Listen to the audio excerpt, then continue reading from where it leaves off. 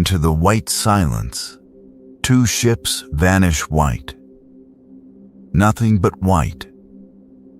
A wall of snow and screaming wind swallowing sky, sea, and horizon.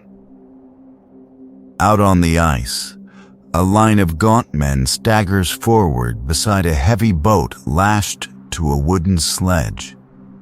Their uniforms hang in rags. Faces are blackened with frostbite, beards choked with ice. A tattered naval flag whips and snaps above them, the last trace of the empire that sent them here. Boots grind over blue-green ridges. No one speaks. They lean into the gale as if it is a physical weight. We are watching their last moments, and none of these people will ever be seen alive again. Cut. The blizzard falls away to the groan of timber under pressure. A ship's black hull, trapped in a frozen sea, shudders as the pack ice closes in. The noise is like distant thunder. Inside, lamps sway. Frost creeps across bulkheads. This was once one of the British Empire's most advanced warships. Now, it is a prisoner. Cut again.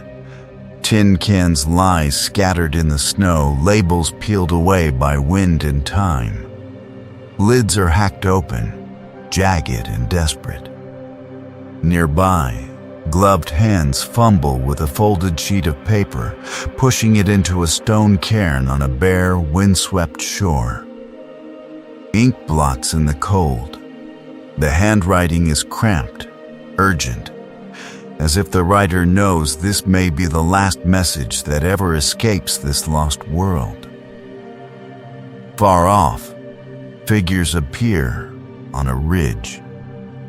Inuit hunters, wrapped in furs, stand motionless against the sky. They watch the strangers moving slowly over the ice and do not come closer. Are they looking at men or at ghosts already claimed by the Arctic? Even now, mysteries remain about what they truly saw and what they chose to remember. Because in 1845, two state-of-the-art ships, Him's Erebus and Him's Terror, sailed into these waters with 129 men and 3 years of supplies. Steam engines, reinforced hulls, experimental tinned food stacked floor to ceiling. They vanished into the ice, and not a single survivor ever returned home. How does an entire expedition simply disappear? The Arctic both preserves and erases. Bodies can be frozen in time, faces still soft, clothing intact, as if the people beneath the snow are only sleeping. Wooden hulls rest upright on the seabed, cabins undisturbed, dishes still on shelves. Yet storms grind campsites to nothing. Melting ice loosens wrecks. Political pressures shift funding and priorities. The window to read this place like a buried city is closing fast, and we want to know what happened before it's too late. In a shallow grave cut into permafrost, a coffin of clear ice holds a human face, pale and almost perfect. Eyelashes, beard stubble, lips parted as if about to speak.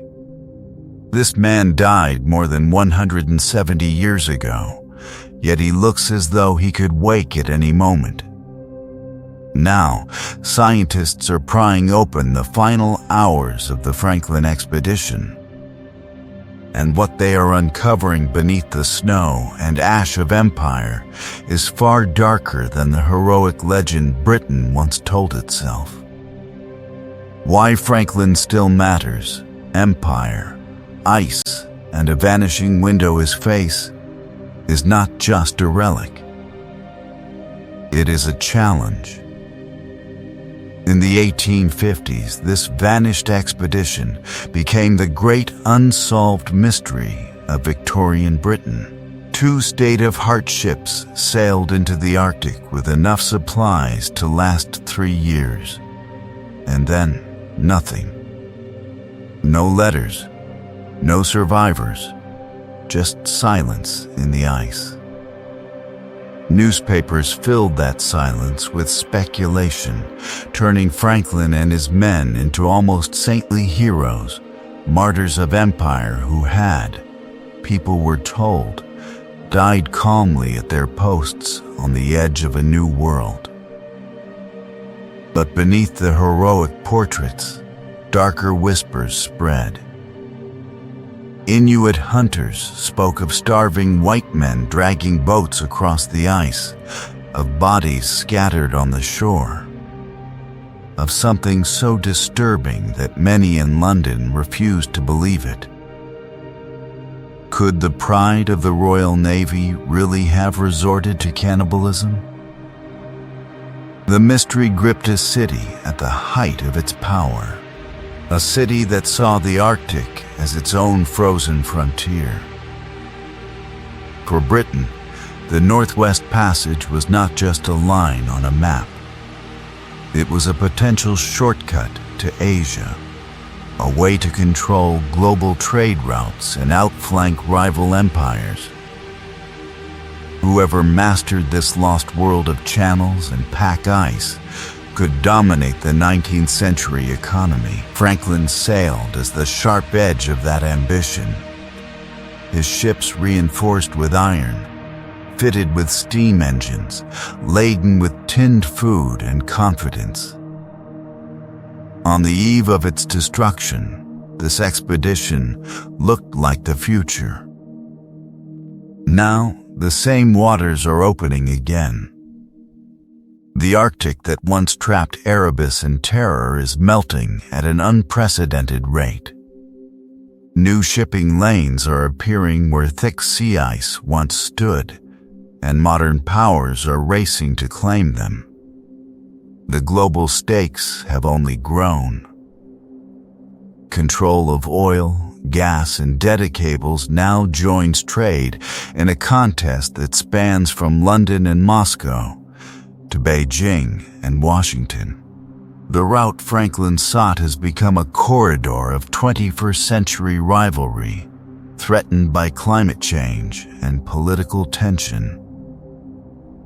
So, we return to the bodies, to their last moments. We want to know, what exactly happened after the ships were locked fast in the ice? Why did so many men die so quickly? When their holds were full of food and fuel, did lead-poisoned water, botulism, or scurvy kill them? Or did the killing blow come from decisions made on the quarterdeck? Did they really eat one another in the final days? And if so, what drove them to that line? To answer these questions, scientists are turning the Arctic into a laboratory. Parks Canada archaeologists dive through black water to reach the wrecks. Forensic anthropologists study cut marks on bone and chemical traces in teeth. Inuit historians and elders share oral histories that have preserved details frozen in time, long after official records ended. Marine scientists sweep the seabed with sonar and drones, while DNA sequencing pulls identities from fragments of tissue and ash-darkened hair. Yet even as technology sharpens, the evidence is slipping away. Permafrost that once sealed graves like natural freezers is thawing. Coastlines are crumbling, dropping coffins, buttons, and human remains into the sea. Artifacts exposed one summer can be washed away by the next storm. The same warming that makes the Northwest Passage navigable again is also erasing the clues we need to understand how these men lived and why they died. Mysteries remain, but the window to solve them is narrowing fast. Before it's too late, this investigation must race the changing Arctic itself. Dreaming of a frozen shortcut, the Northwest Passage obsession, the clues are vanishing in the modern Arctic. But to understand why Franklin's men were there at all, we have to step back. Long before Erebus and Terror sailed, the Northwest Passage existed first as an absence. Early 19th century London. Crowded docks. The clatter of shipyards. In smoky offices along the Thames, men bend over maps of the world. Africa, India, China, all linked in. And then, across the top of North America, a blank white smear. Cartographers shade it with guesswork and dotted lines, an imagined corridor through ice that might slash weeks off the voyage to Asia. In a city that lived on trade, that empty space was not just a curiosity. It was a challenge. If such a shortcut existed, whoever controlled it would control the flow of tea, silk, and spices, the lifeblood of an empire. We want to know what drove people to keep pushing into that cold unknown after so many had died trying. For more than 3 centuries, ships had already been thrown against this frozen wall. Martin Frobisher, Henry Hudson, William Perry. Each expedition returned with fragments of coastline, tales of crushing pack ice, and crews thinned by scurvy and starvation. Each failure should have been a warning.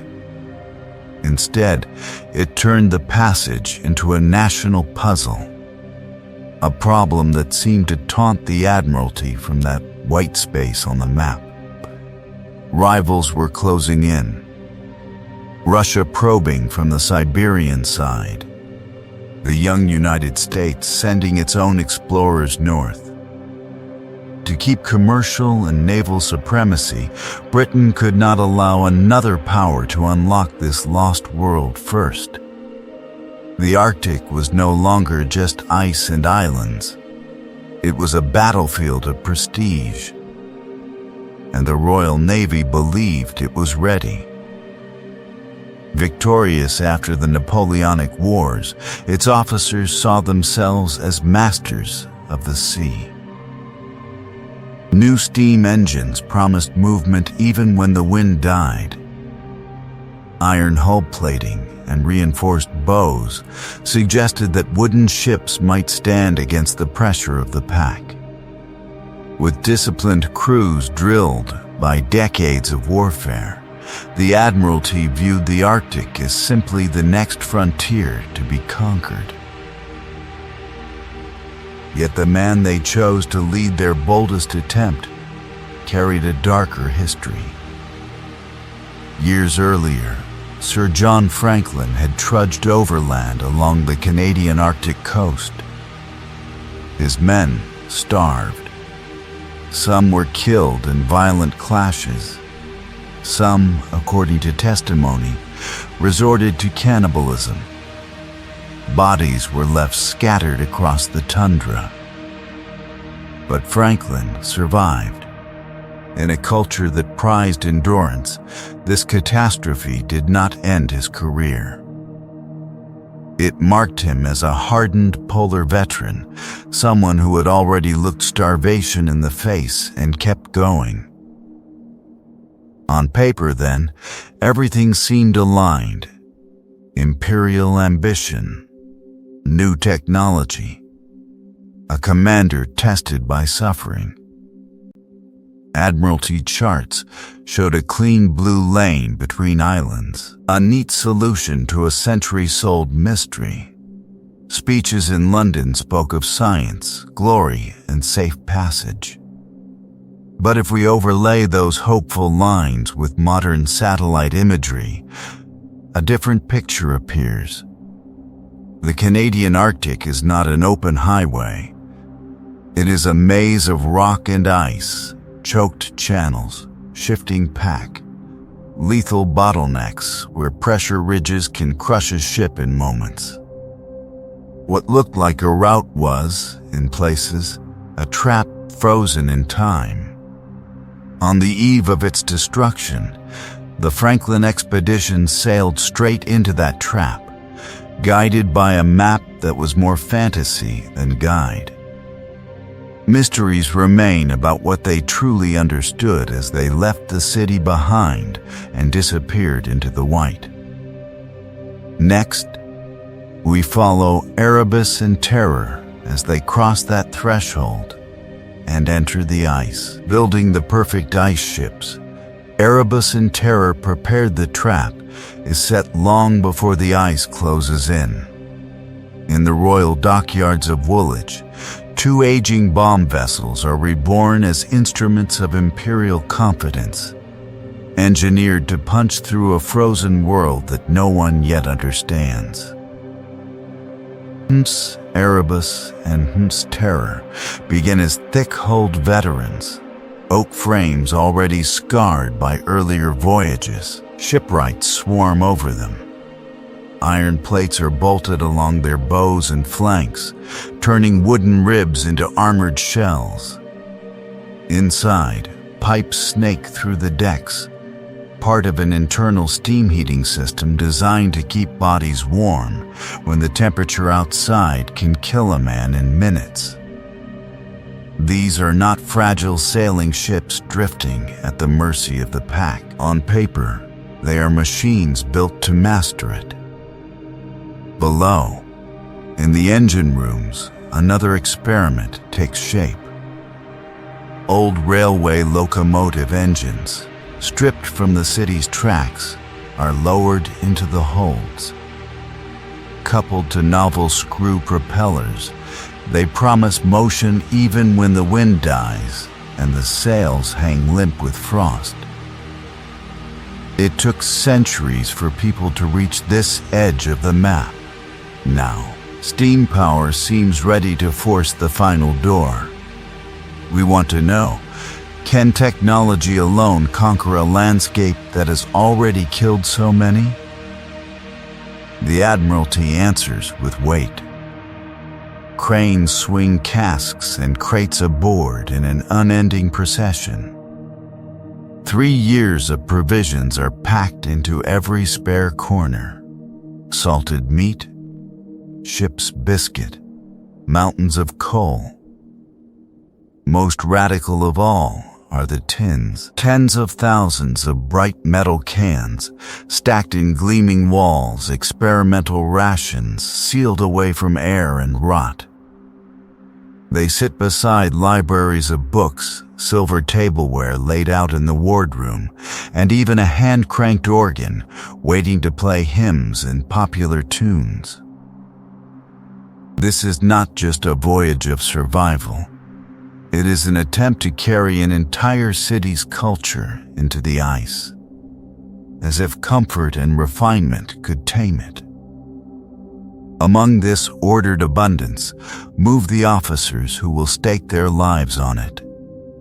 Sir John Franklin, 60 years old, heavyset, a hero to some and a cautionary tale to others after a disastrous earlier Arctic journey where men starved and died. James Fitzjames, brilliant, ambitious, eager for the kind of glory that can rewrite a career.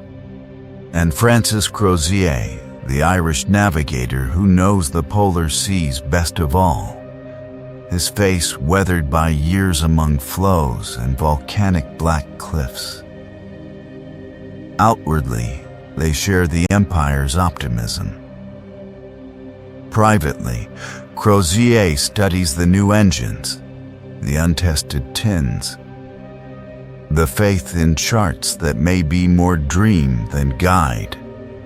He has seen ice close like a fist. He wonders, quietly, whether they are trusting too much to metal and steam. On the quayside, another city gathers. Wives, parents, children stand among coils of rope and drifting coal dust, watching as the ships are dressed and provisioned. For them, this is not a grand experiment, but a parting. Hands wave, letters are promised, return dates guessed at. Who were these people in these last moments before the ships pulled away? They cannot know that their last glimpse of these bodies alive is being fixed, almost frozen in time, on the eve of its destruction. As Erebus and Terror finally cast off, the camera leaves the cheering crowds and sinks back into the holds. Past the coal, past the books, past the organ, to those walls of tins. The light catches on their soldered seams. To the Admiralty, they are symbols of progress, a safeguard against hunger. Yet inside some of these shining cans, a different story may be sealed away, a slow-acting poison, a hidden threat that will travel north with them into the white, turning their greatest advantage into one more mystery that will only be uncovered long after the men who ate from them have died. Next, we follow these perfect ice ships as they leave the last green headlands behind and sail into the narrowing channels where the first subtle signs of trouble begin to appear. Sailing out of history, the last days in open water they leave green behind. They leave certainty behind. On the decks of Erebus and Terror, the men lean on the rail as the English coast fades, believing they are sailing toward glory, not oblivion. It is May 1845 at Greenhithe on the Thames. Crowds line the riverbanks, hats raised, handkerchiefs waving, a living corridor of people cheering the ships downstream. Brass bands play patriotic marches that bounce off the water. Flags snap in the wind as the black hulls glide past, polished and confident, like a floating city of oak and iron setting out to conquer the north. On Erebus's quarterdeck, Sir John Franklin stands in full dress, returning salutes from small boats and shore batteries. To London, he is a conquering hero on the eve of its destruction. The man who will finally force a northwest passage through the ice. No one here imagines that these bright, noisy moments will be their last public sight of him alive. Cut to open ocean. The Thames widens into the North Sea, then the North Atlantic. Days fall into a steady rhythm. Sailors scrub decks in the cold spray, while officers pace the quarterdeck, sextants raised, catching the brief blaze of the noon sun. Below, men stow coal for the auxiliary engines, check the reinforced hulls, and talk about the people they will impress when they return home with the passage charted. Evenings are quieter. Ink scratches across paper as men write letters home, describing clear skies, steady winds, and high spirits. They do not know these will be the last messages their families ever receive, frozen in time as soon as they are posted from Greenland. Who were these people in these ordinary, hopeful lines, unaware of how and when they would die? Along Greenland's coast, dark water carries the first shards of drifting ice. Cooks ladle out thick stew in the mess. The ship's band plays on the lower deck, a tune half muffled by the creak of timbers. Men laugh, eat, clean their tin plates. Above them, the temperature drops, and the midnight sun circles without ever quite setting, turning the sea into a pale metallic mirror. By July, they reach Baffin Bay. Here, in a broad field of scattered floes, whaling ships appear out of the haze. It is the last confirmed European sighting. Across the water, captains shout greetings through speaking trumpets.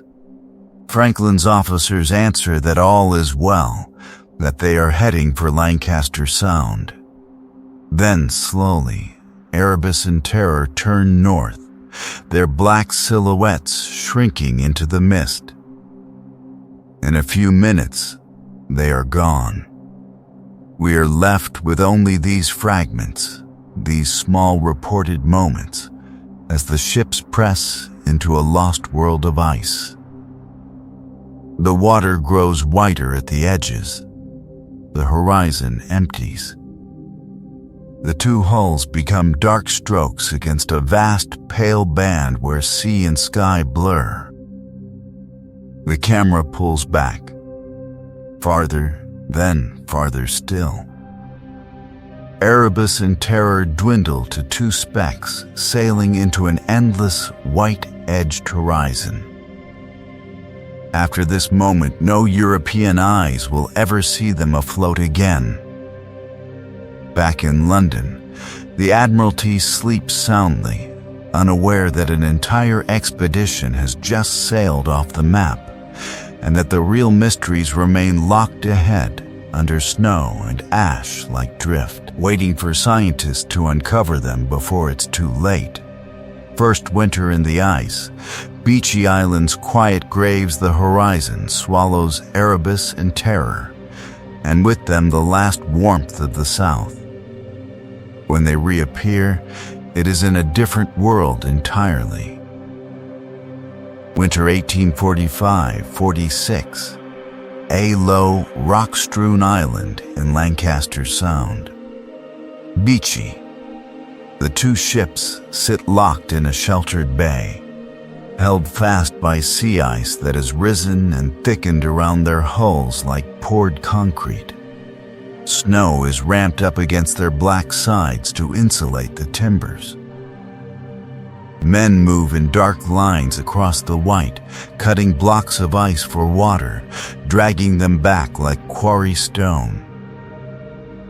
On the bleak, windswept shore, they stack rocks into neat stone storehouses, a tiny man-made outpost scratched onto the edge of a frozen, in time-lost world. On the surface, discipline holds. Every day has its purpose. Hunting parties fan out over the ridges, searching for seals or the occasional polar bear. Officers record temperatures, magnetic readings, the position of the sun that barely rises. Below decks, lanterns flare and a makeshift stage appears. The men put on theatrical performances, sing, laugh, try to pretend this is just another winter harbor. It looks like order. It sounds like confidence. But in the narrow space between the timbers and the ice, something is already going wrong. 3 young sailors die that first winter, not in a storm, not crushed by ice, but quietly, under canvas and snow. John Torrington, John Hartnell, William Brain. Their bodies are carried up the gangway, across the pressure-ridged sea, and laid in graves cut into the permafrost above the anchorage. The officers insist on ceremony. Wooden headboards are planed smooth, names and dates carefully inked and carved, as if precision can hold back the encroaching dark. The people of this tiny drifting city in the ice are still sure they will sail away in spring. They never do. Instead, the scene waits. It waits through the thaw of 1846, through the silence that spreads back to Britain, through the mounting alarm and the first rescue missions. By the early 1850s, search ships finally push into Lancaster Sound and drop anchor off the same stark shore. What they find is as if the camp has been abandoned yesterday. Stone storehouses still stand. Food tins and clothing lie scattered. A blacksmith's smithy crouches on the gravel, and above them, 3 graves with wooden headboards, names, dates. The first concrete proof of Franklin's route and of the people who died here. For decades, these graves are seen as tragic but unremarkable, a footnote on the way to a greater disaster. Then, in the late 20th century, scientists return with a different question. Who were these people? What happened in their last moments? They open the permafrost and discover bodies astonishingly preserved. Faces, hands, even eyelashes emerging from the ice, as if the ash and snow of some distant volcanic blast had sealed them away. Beachy Island has become a forensic time capsule. Inside these coffins are chemical records of disease, diet, and something darker. As the camera lingers on one snow-covered grave marker, we sense it. In the frozen wood and the frozen flesh below lie clues that may show the men of Erebus and Terror were already being quietly poisoned, long before the ice truly closed and the real mysteries begin. When the sky turns to stone, trapped in a frozen sea long ago, 3 graves on Beachy Island hinted at quiet poisoning and early death. But those coffins were only the prologue. The real catastrophe was still ahead, waiting in the ice. It is now the second winter, 1846 to 47. Erebus and Terror have pushed south of Beachy, deeper into a white maze no chart has ever truly captured. At first, progress is slow but real. Then the lanes of open water narrow, the pack closes. The sea itself hardens around them. We hear it before we see it. A low grinding at the hull. A shudder that runs from keel to masthead. As the ice thickens off King William Island, the pressure builds until oak timbers groan and iron bolts shriek. The masts vibrate like struck bells, sending a cold, metallic hum through the darkened decks. These ships were built for war, reinforced for the Arctic. Yet here they are, held fast by a frozen sea. Day after day, men go out with saws and chisels, carving narrow channels in front of the bows. They work until their breath freezes in their beards, until their hands numb inside stiff mittens. A ribbon of black water opens. By morning it is closed again, sealed by new ice as if their efforts never existed. Inside, officers bend over charts, drawing careful lines through a passage that never appears outside the cabin walls. On deck, the horizon remains the same blank circle of white, week after week as the ships drift helplessly with the pack. This is not the Arctic summer promised in Admiralty briefings. This is a locked world of darkness. As polar night settles, the sun vanishes for months. Temperatures plunge far below freezing. Frost creeps along bulkheads, turns blankets rigid, thickens the air the men must breathe. Coughs echo in cramped messes. Scurvy swells gums and loosens teeth. Respiratory illnesses spread in bodies already weakened by cold and, perhaps, by that invisible lead traced in the beachy dead. We want to know what this does to the mind. How long before confidence turns to doubt, then to fear? The officers assure the people under their command that summer will free them. But what if the thaw comes and the ice still holds? What if this city of wood and iron is truly frozen in time? Here the film cuts away. Modern scientists stand beside satellite images and computer models, explaining that this is multi-year ice, thick slabs welded together over seasons.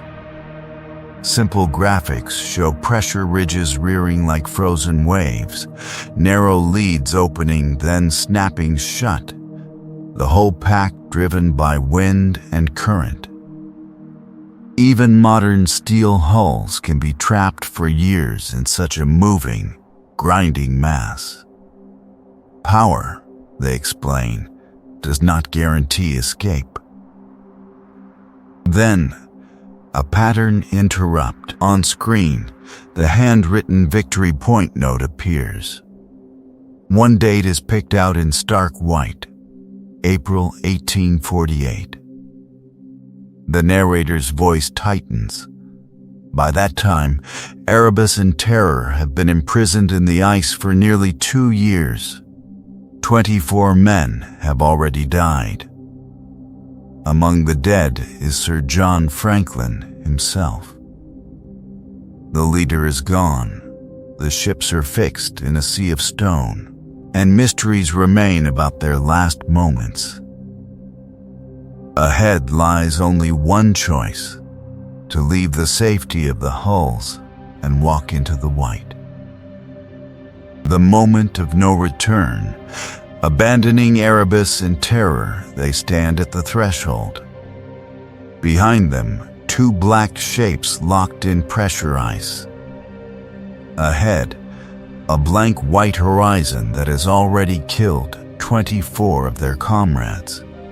Somewhere between those 2 worlds, a single sheet of paper will decide their fate. Cut to a flat tin cylinder being prized from a stone cairn on King William Island. Inside is the Victory Point record, the most important document of the entire expedition. It begins as routine bureaucracy, a printed Admiralty form, filled in with calm, careful handwriting. Dates, positions, all well. It reads like a city clerk's report, frozen in time, as if nothing in their lives is out of control.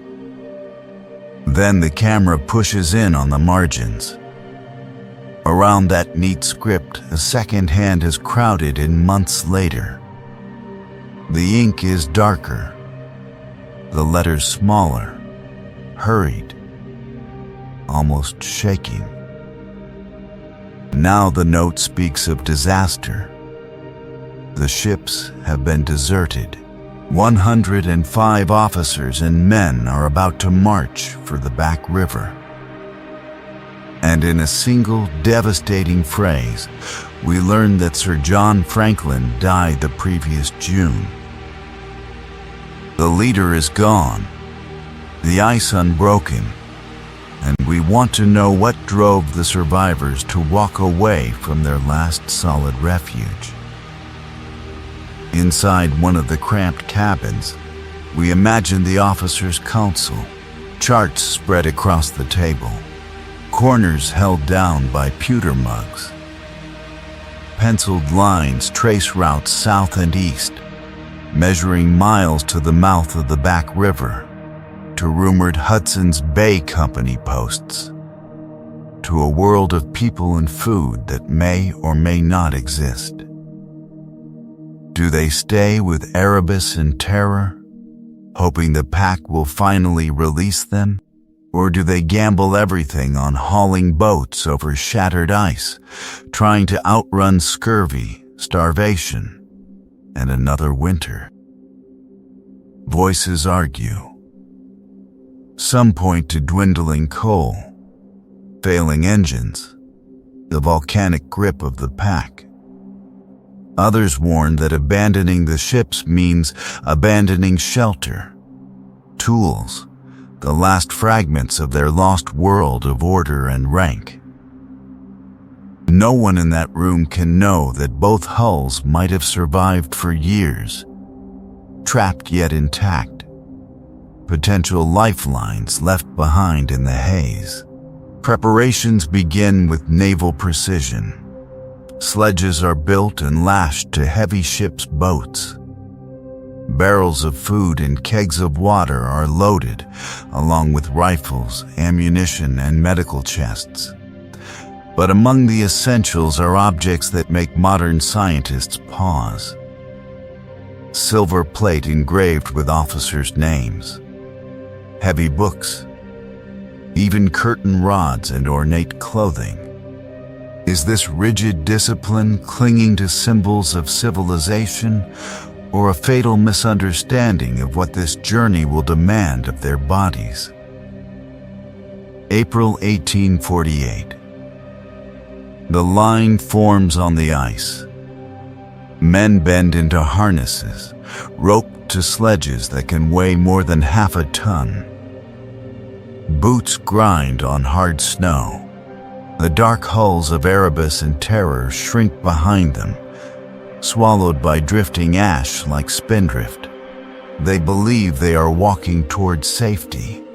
We know they are walking into their last moments. Was it rational, given what they knew? Or was this the single decision that sealed the expedition's doom? A turning point we can now trace only by scattered artifacts and a trail of bones. For all our evidence, fundamental mysteries remain. Into the white desert. The death march begins now, the march begins. The ships vanish behind a low rise of ice, and ahead of them the Arctic opens like a white desert without walls. Not smooth, not gentle. The men step into a landscape shattered and heaved, broken sea ice ridges frozen in time, like waves caught mid-crash, jagged blue teeth rising higher than a man. Between them lie pockets of soft, powdery snow that swallow boots to the knee and hold on like wet cement. They drag their world with them. Each sledge is hitched to a boat, oak and iron lashed together, some loads well over 600 kilograms. At first, the movement is slow but steady. Shoulders lean, ropes creak, boots grind. Then, the terrain changes. A ridge of pressure ice forces them to haul the sledge up step by brutal step, men bracing themselves as if they are climbing a collapsed city wall made of glass. These are not fresh recruits. Months locked in the pack have already weakened their bodies. Diets heavy on preserved meat and tinned food, almost no fresh fruit or vegetables, possible lead leaching from pipes and cans. Joints ache, gums bleed, eyes sting in the glare. Every kilometer becomes a calculation. How much strength left? How far to the next patch of level ground? How many more days can lives like this be sustained? Inuit hunters will later remember what they saw. Small groups of white men moving south along the coast like shadows, clothes in tatters, faces gaunt. They carry rifles and drag boats, still clinging to heavy objects and to a kind of military discipline that no longer fits this lost world of ice and rock. One hunter recalls their eyes, wide and hollow, as if the bodies are still walking, but the people inside them have already died. Order begins to fray. Officers and sailors fall in the traces side by side. Who decides who pulls and who rides when a man cannot stand without help? Do they still salute? Still obey? When the wind erases every rank mark and fills their ears with its own commands? In this endless white there is no quarterdeck, no clear line between command and desperation. Sometimes they reach bare gravel, the wind-scoured beaches of an Arctic island. It should feel like relief. Instead, the ground is harder, harsher, the wind more exposed, stripping away even the illusion of shelter. The sky offers light but no warmth. It is day, yet it feels like walking on the eve of its destruction, as if the world itself is thinning around them. Years later, searchers come upon a single boat abandoned on a sledge, stranded on that barren shore. Inside, they find odd cargo, neatly folded silk handkerchiefs, silver forks engraved with officers' initials, a Bible, books whose pages crackle like ash, no extra seal meat, little spare clothing. We want to know, who were these people, and what did they believe they needed most when everything else was being stripped away? Scientists can list the objects, but mysteries remain, because beneath the folded linen, under the polished silver, they also find bones. Human bones. And some of them have been cut. What happened next on this death march would stain the expedition's legacy for generations. Echoes in the snow, Inuit testimony long ignored, but out on the ice, far from London's drawing rooms, there were people who had already seen what happened. Long before search ships cut their way into Lancaster Sound, Inuit hunters were moving confidently across the same white maze that killed Franklin's men. For them, this was not an empty wilderness. It was a mapped landscape, every pressure ridge and lead, every shifting lane of water and hard-packed snow, read like streets in a city. Their lives depended on it, and they knew it in their bones. They understood the wind, the way new ice sounds under a sled, where seals surface to breathe, where caribou cross, where a storm will slam shut a route that looked clear an hour before. This invisible map had been built over generations, passed from elder to child in stories and placed names. Yet when the British arrived with steam engines and tinned food, almost no one thought to ask for that map. When the expedition vanished, that silence suddenly mattered. Years later, American searcher Charles Francis Hall sat in snow houses and on windswept beaches, listening as Inuit witnesses told him what they had seen. A big wooden ship, trapped and then crushed in the ice, its bodies and broken timbers scattered. Another vessel, they said, had drifted south, and sunk in shallower water, going down slowly while people watched from the shore. Then came the walkers, groups of starving Kablunet, white men dragging heavy boats over the ice, stumbling south along the coasts of King William Island. Some collapsed and died where they fell. Others made small camps, leaving behind metal scraps, torn clothing, and bones. The Inuit described their last moments with the same calm precision they used for hunting stories. How many men, what they carried, which direction they went. And they spoke of something darker, cooking pots with human remains inside, scattered bones, cracked open and bearing cut marks like those on seal or caribou. Men so desperate they broke deep taboos and ate their own dead. In a Victorian world that wanted its explorers heroic, these accounts were almost unthinkable. The idea that Britain's finest could have died like this on the eve of its destruction as an imperial dream in the Arctic was rejected outright. Linguistic barriers made it easier to ignore. Translators struggled with unfamiliar concepts. Key details slipped away in the gaps between Inuktitut and English. Cultural prejudice did the rest. Inuit testimony was treated as rumor, campfire talk, not data.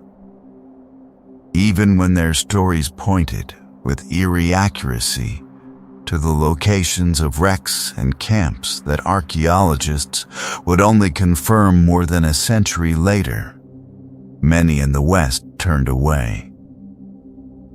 Yet these accounts were never just stories. They were an archive, frozen in time inside living memory, carried across generations instead of written in ink. Like the permafrost that preserves the bodies and the ash of their campfires, that memory is vulnerable now, eroding under modern pressures.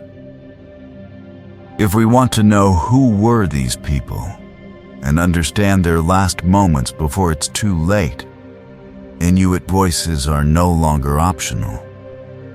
Without them, the Franklin mystery remains a half-told tale. The Empire refuses to look. Denial, myths, and cover-ups in Britain, the silence from the Arctic became its own kind of storm.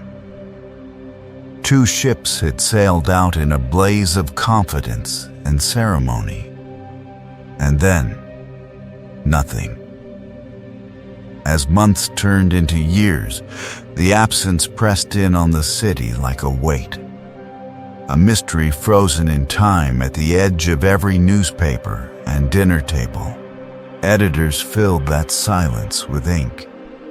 Speculative maps showed neat dotted lines across blank white spaces, as if imagination alone could drag Erebus and terror out of the ice. Each new rumor spawned another story. A drifting hull sighted near Greenland, a scrap of wood on some distant shore. Families of the missing crowded corridors of power, lobbying Parliament, demanding to know how 129 people, backed by the full might of the Empire, could simply vanish without a trace. Inside the Admiralty, the questions cut deeper. These were not amateur adventurers. They were the Empire's chosen men, sailing in what were believed to be state-of-the-art machines. Iron-reinforced hulls, steam engines, tinned food for 3 years. If such a force could be killed by ice and starvation, what did that say about British mastery of the world? Officials hesitated, delayed, issued cautious statements. Admitting failure meant admitting that the Arctic was not a conquered city, but a lost world they barely understood. Into this tension stepped one relentless figure.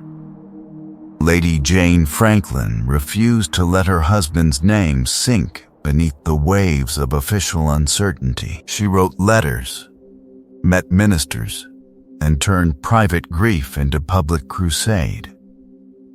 In speeches, pamphlets, and carefully placed stories, she recast John Franklin as the very embodiment of imperial heroism, steadfast, dutiful, almost saint-like on the eve of its destruction. More ships must go, she insisted, not to question his leadership, but to vindicate it. Any hint that discipline had broken, that command decisions had gone wrong, was pushed aside. The problem was the ice, the climate, fate itself, never the chain of command.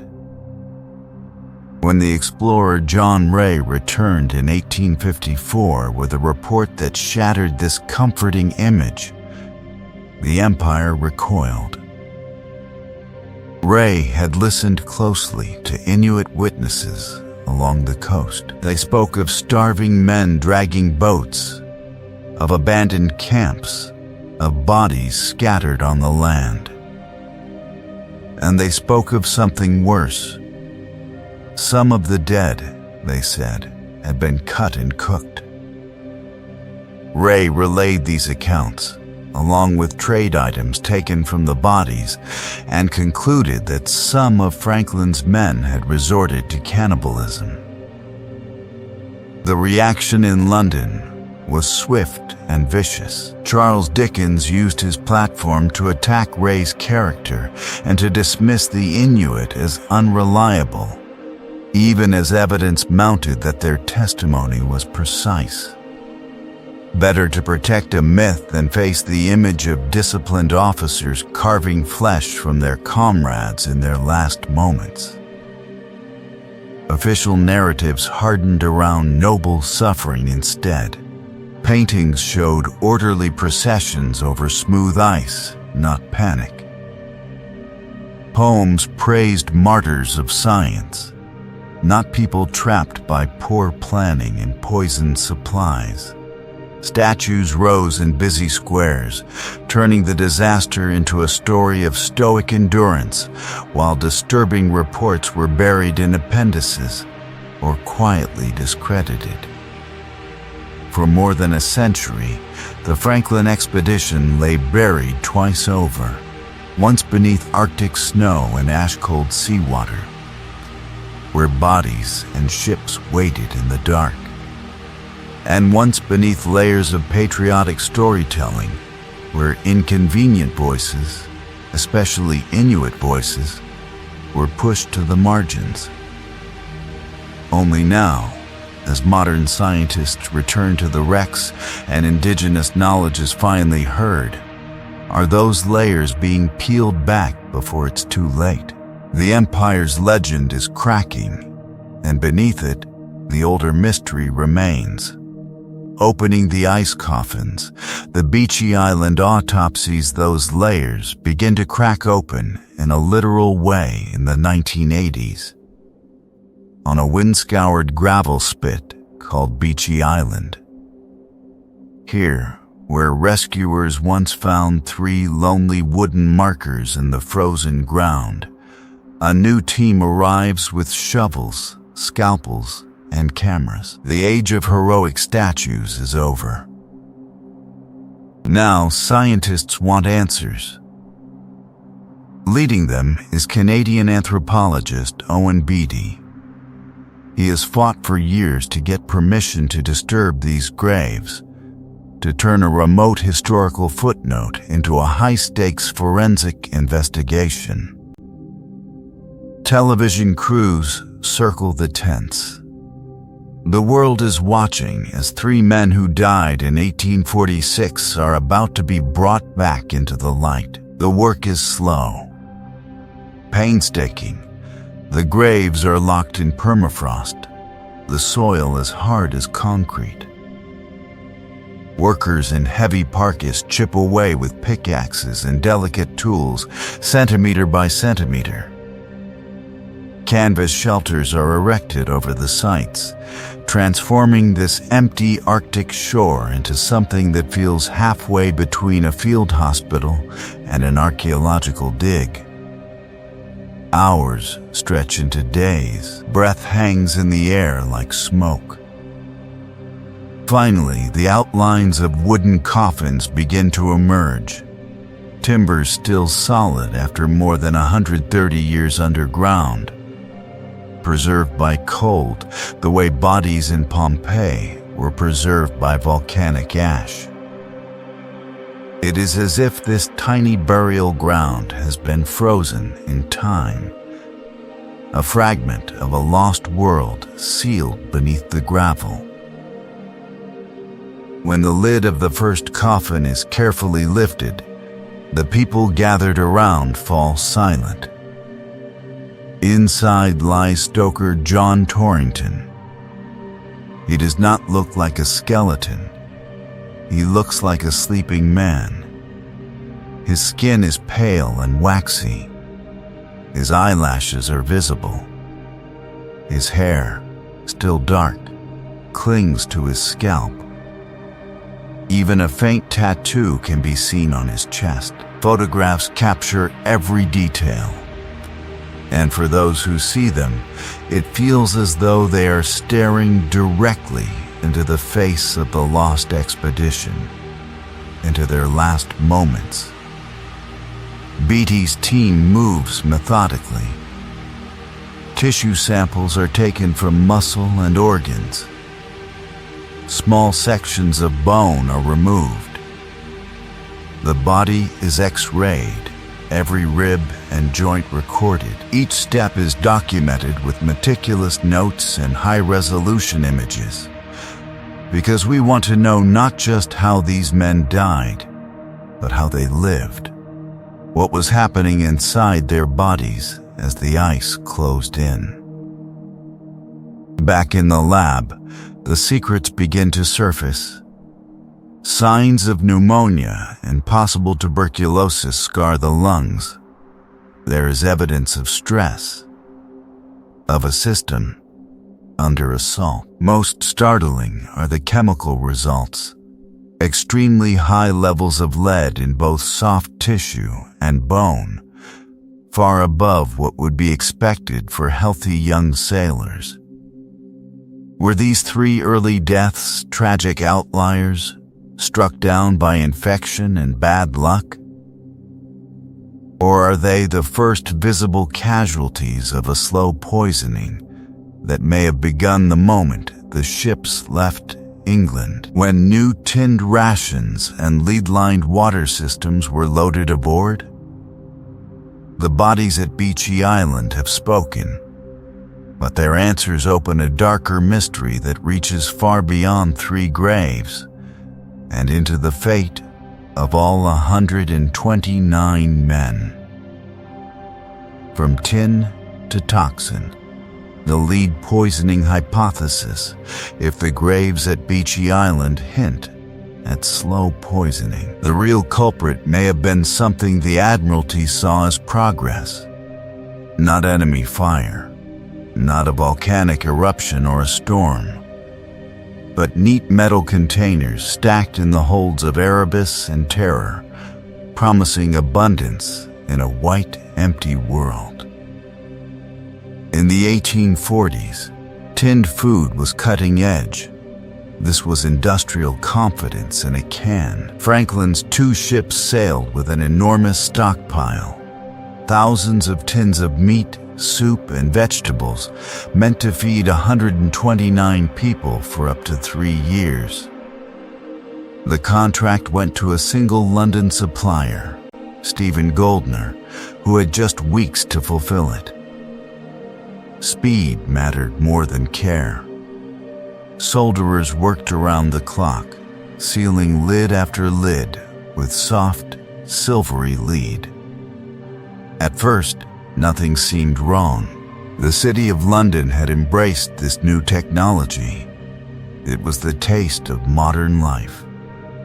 But in the cramped galleys of Erebus and Terror, a hidden chain reaction may have begun. Sloppy soldering left thick internal drips and seams.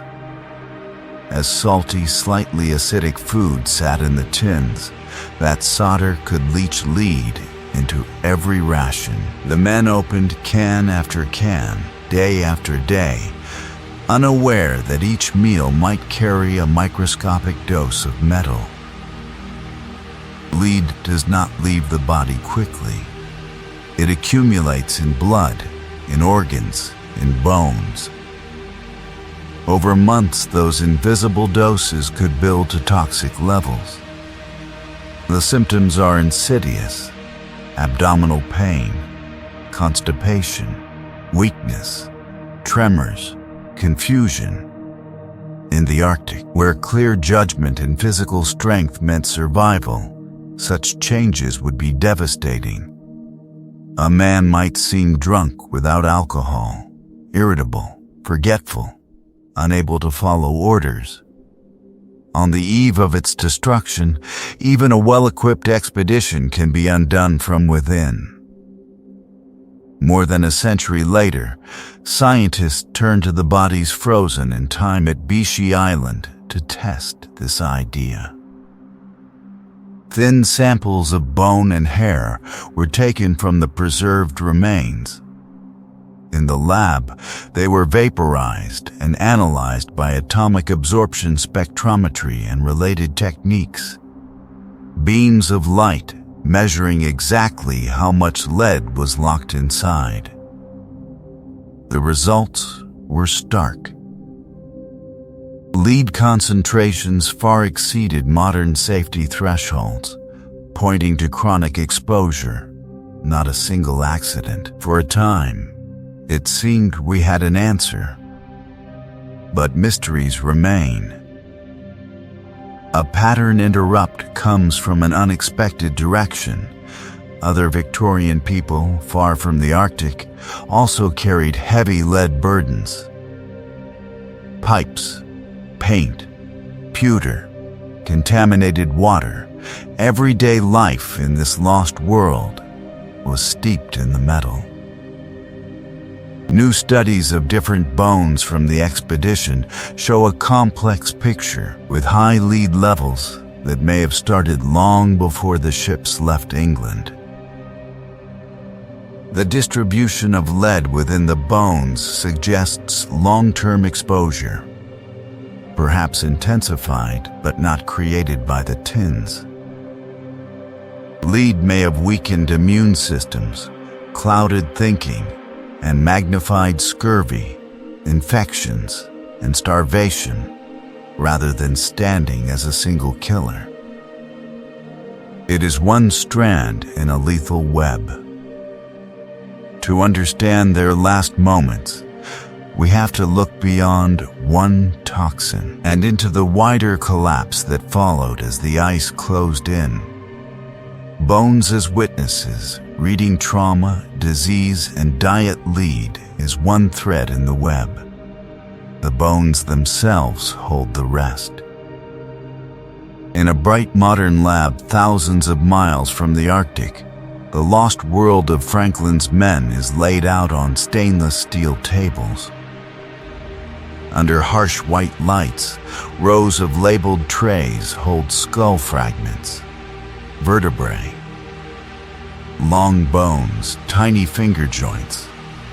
Each piece is tagged with coordinates from the tundra, like pages from a torn-up book that scientists are trying to reassemble before it's too late. Gloved hands lift a femur, turn it, photograph it, measure it. Every mark is recorded. Every surface is scanned.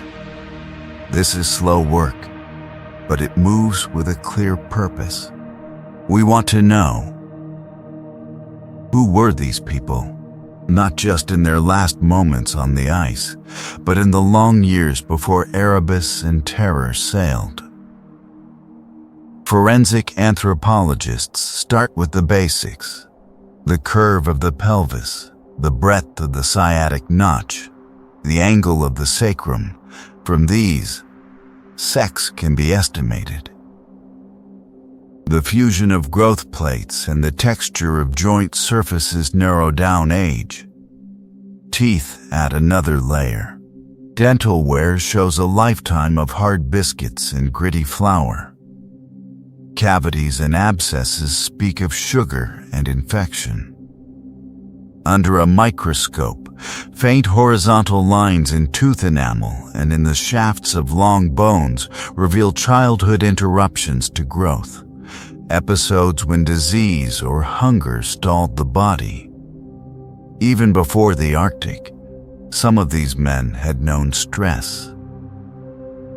On Franklin remains, the story darkens. Scientists see porous, spongy patches along the eye sockets and long bones, classic signatures of scurvy eating away at collagen.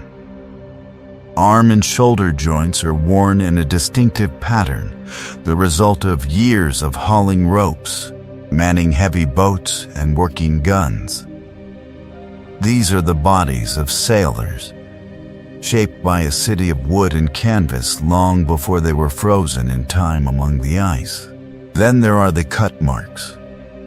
On some bones, fine parallel slices track along muscle attachments, matching butchering patterns seen on animal carcasses.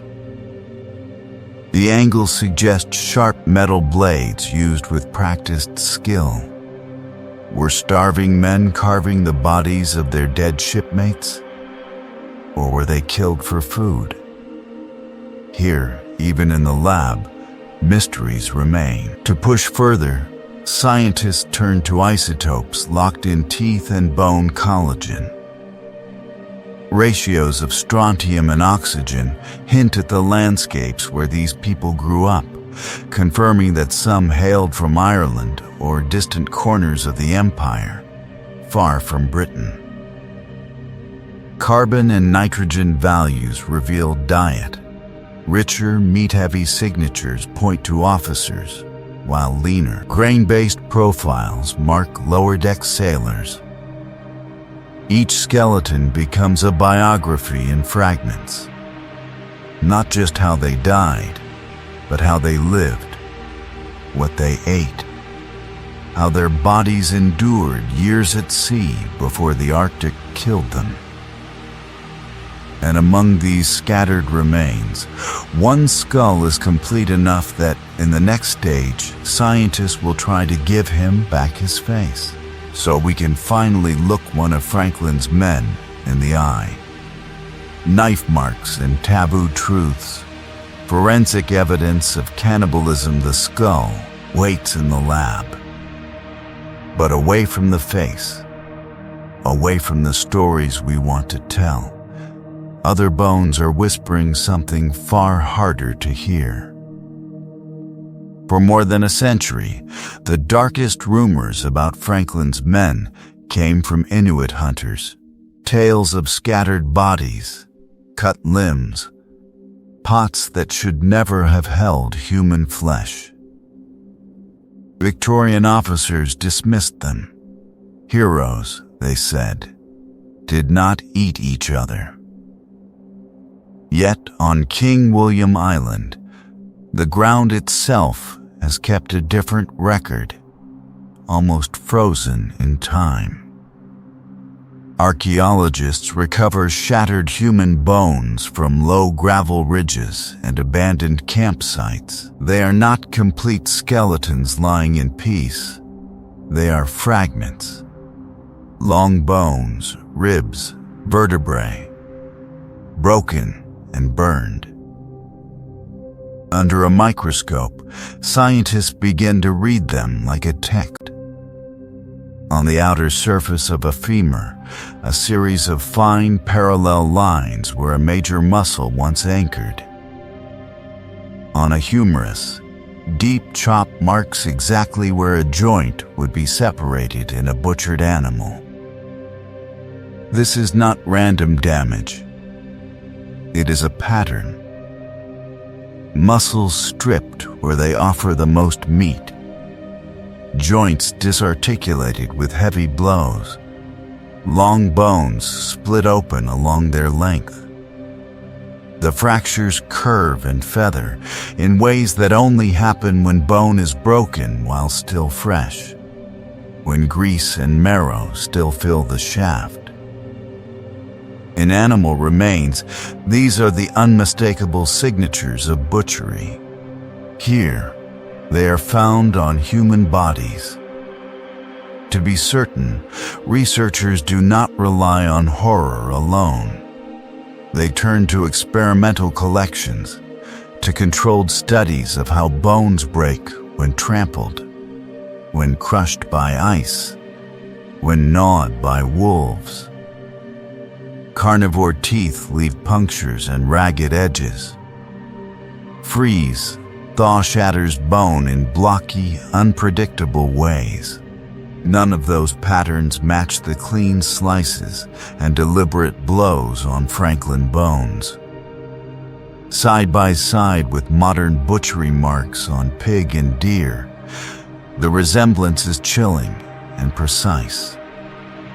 Piece by piece, the romantic image of men who simply lay down and died in the snow begins to dissolve. These people did not just succumb. They fought to stay alive in their last moments with every means their culture could barely imagine. We want to know who were these people and what desperation drove them to cross that final line. For Inuit communities and for descendants in Britain and Canada, this conclusion carries weight far beyond the laboratory. It collides with a lost world of Victorian paintings showing noble officers, standing calm on the eve of its destruction, surrounded by drifting ice like volcanic ash. It challenges schoolbook myths of clean, heroic sacrifice. Experts argue that we must see these acts not as moral collapse, but as survival strategies of starving men, trapped where no rescue came before it's too late.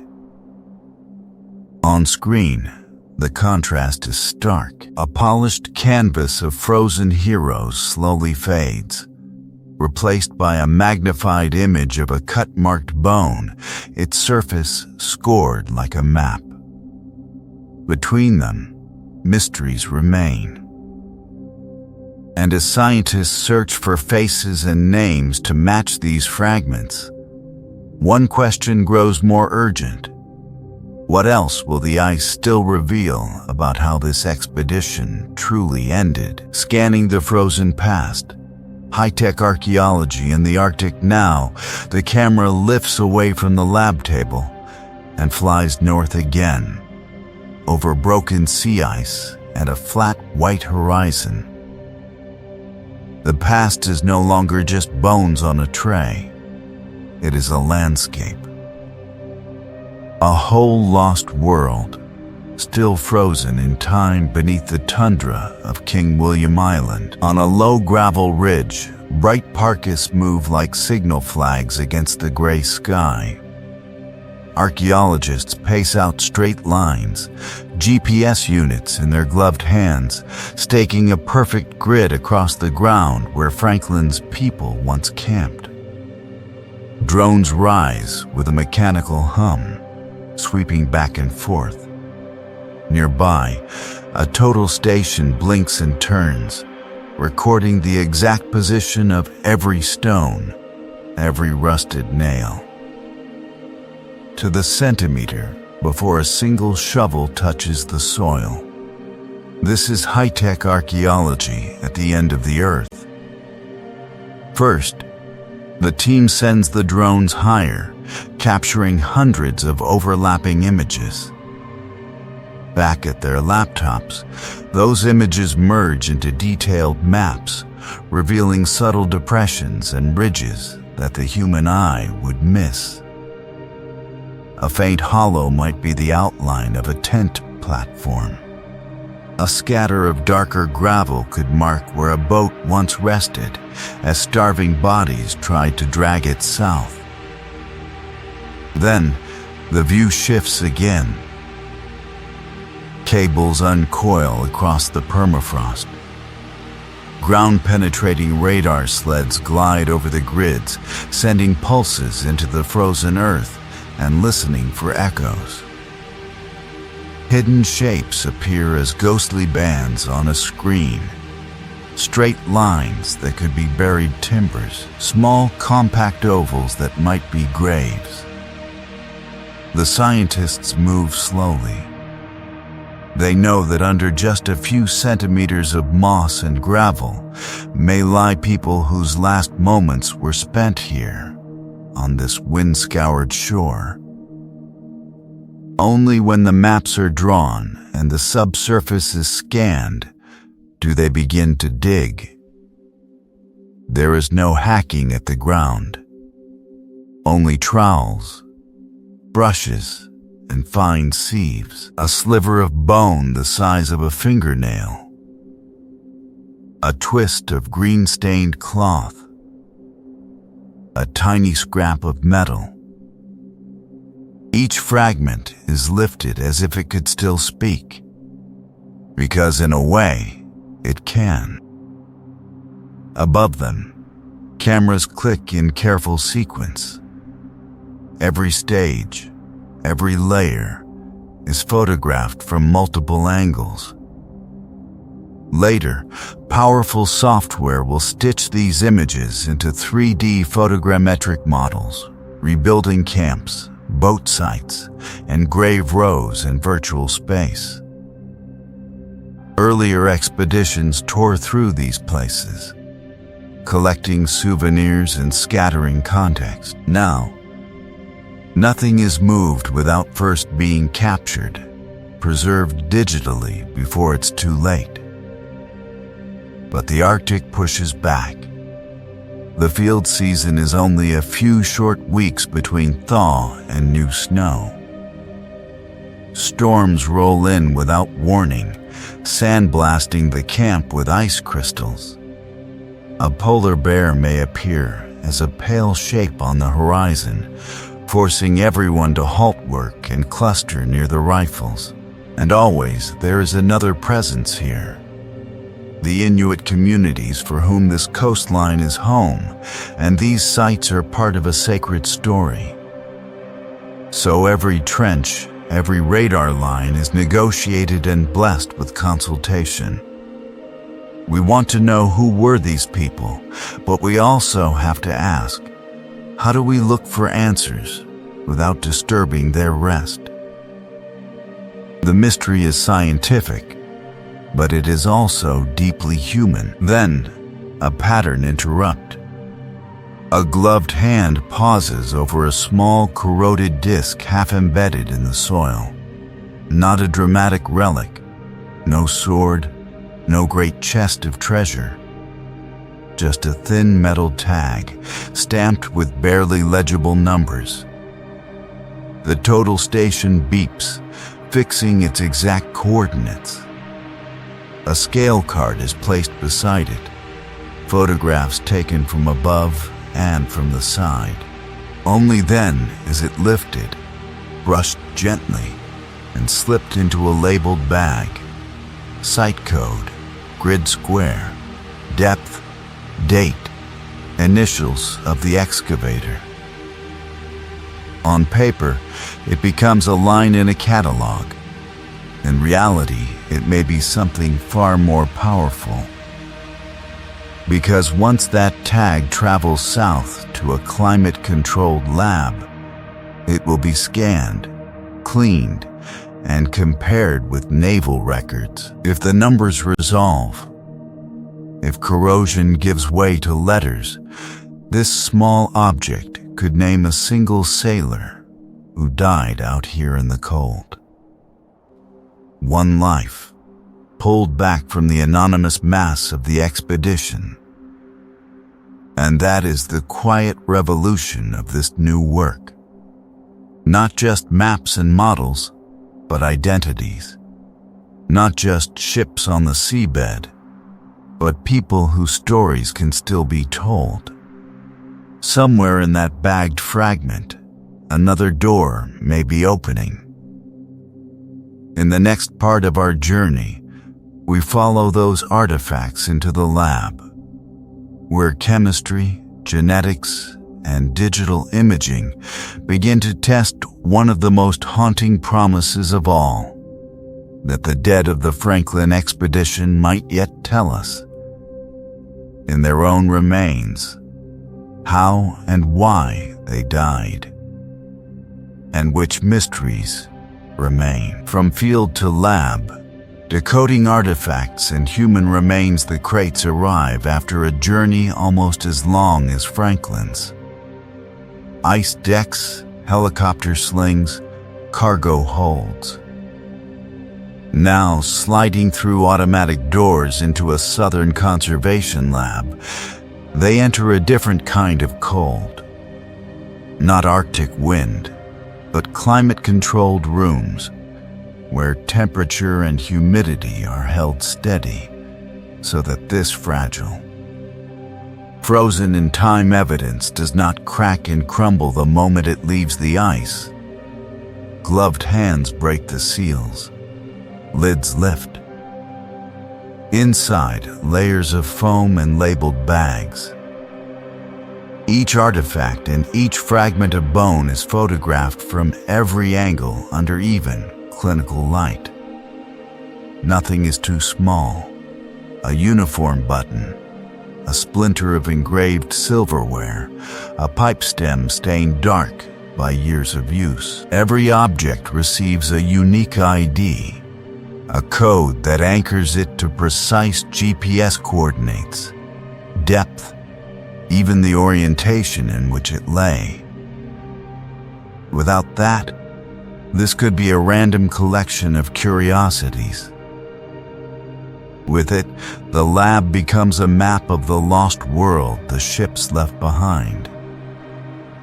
Before scientists can ask what these things mean, they have to make sure they survive. Salt from years in seawater clings to metal like a slow, invisible poison. Iron and copper pieces sink into long desalination baths, their chemistry monitored day after day as chlorides leach out. Under microscopes, conservators use scalpels and air scribes to flake away marine crusts, grain by grain, careful not to erase tool marks or traces of paint. Chemical stabilizers are brushed or misted on, forming barriers that halt corrosion. Only when the objects stop changing, when they are no longer being quietly killed by the environment, can deeper analysis begin. Now the specialists move in. A naval historian spreads out trays of buttons, comparing crown insignia, regiment numbers, and manufacturing styles with 19th century records. A simple change in design can place a man in a particular unit, a particular rank. Engraved silver forks and spoons, inscribed with initials or crests, are checked against officers' inventories. A sewing kit, carefully packed with fine needles and colored thread, hints at personal habits, at people repairing their clothes in the dim light of a mess table. Pipes with teeth marks worn into their stems suggest who turned to tobacco in their last moments of calm before the ice closed in. Piece by piece, we want to know. Who were these people, and how did they live aboard a city of wood and iron trapped in pack ice? Some secrets remain locked inside concreted lumps or within fragile bodies that cannot be touched. Here, X-rays and CT scans become essential. Dense masses that look like meaningless rocks suddenly resolve into nested boxes, folded textiles. Even the faint ghost of paper sheets still stacked in order. Human remains, too delicate to expose, are imaged in slices, revealing healed fractures, dental disease, or cut marks on bone that speak quietly of what happened when the food ran out and men died faster than the ice retreated. Through it all, one principle rules the lab: context. Every scan is tagged with coordinates, every interpretation tied back to where, and beside what, an item was found. A table knife next to human ribs means something very different from the same knife in a galley drawer. Without that web of relationships, even the most dramatic artifact is just an isolated marvel. A body without a city. A story without its setting. With it, the field notes, the photographs, the bone chemistry, and the metal analysis begin to interlock, turning scattered finds into a narrative that can be tested, challenged, and refined before it's too late. In the next section, that narrative shifts again, from objects to the people themselves, as the expedition's bones and teeth are pushed to their scientific limits, and the quiet evidence inside them confronts the official story of how and why Franklin's men died. A boat full of secrets, reconstructing a final stand now that the data is in place. The story tightens around a single scene. Not a ship, not a camp. A boat stranded on a dead white plain. In 1859, a search party led by Francis Leopold McClintock crests a low ridge on King William Island. They stop. Ahead of them, perched on rough wooden runners like a grotesque sleigh, lies a heavy whaleboat. No water in sight. No city of masts and rigging, just ice, gravel, and the wind. Around it, the ground is scattered with bones and rusted iron. Bodies once lay here. People who tried to turn a ship's boat into a lifeboat on land and failed. The scene feels frozen in time, a fragment of a lost world abandoned on the eve of its destruction. Inside the boat, the searchers find an unsettling cargo, cooking pots carefully stowed, as if a galley still mattered. Loaded muskets, primed for a hunt that never came. Piles of clothing, layers upon layers, as if the men were trying to build new skins against the Arctic cold. There are religious books, pages warped by damp, and, most striking of all, heavy silver spoons and forks engraved with officers' initials. Even here, far from open water, they carried the symbols of the Royal Navy. Why cling to silver when every ounce of weight could kill? Were they hoping to return it? Or were these objects a last thread to normal lives that had already died in the ice? More than a century later, modern scientists return to this exact spot. One of them, archaeologist Douglas Stenton, leads a meticulous re-examination. He maps every artifact, every bone fragment, every nail and button. The boat is no longer just wreckage. It is a diagram of their last moments.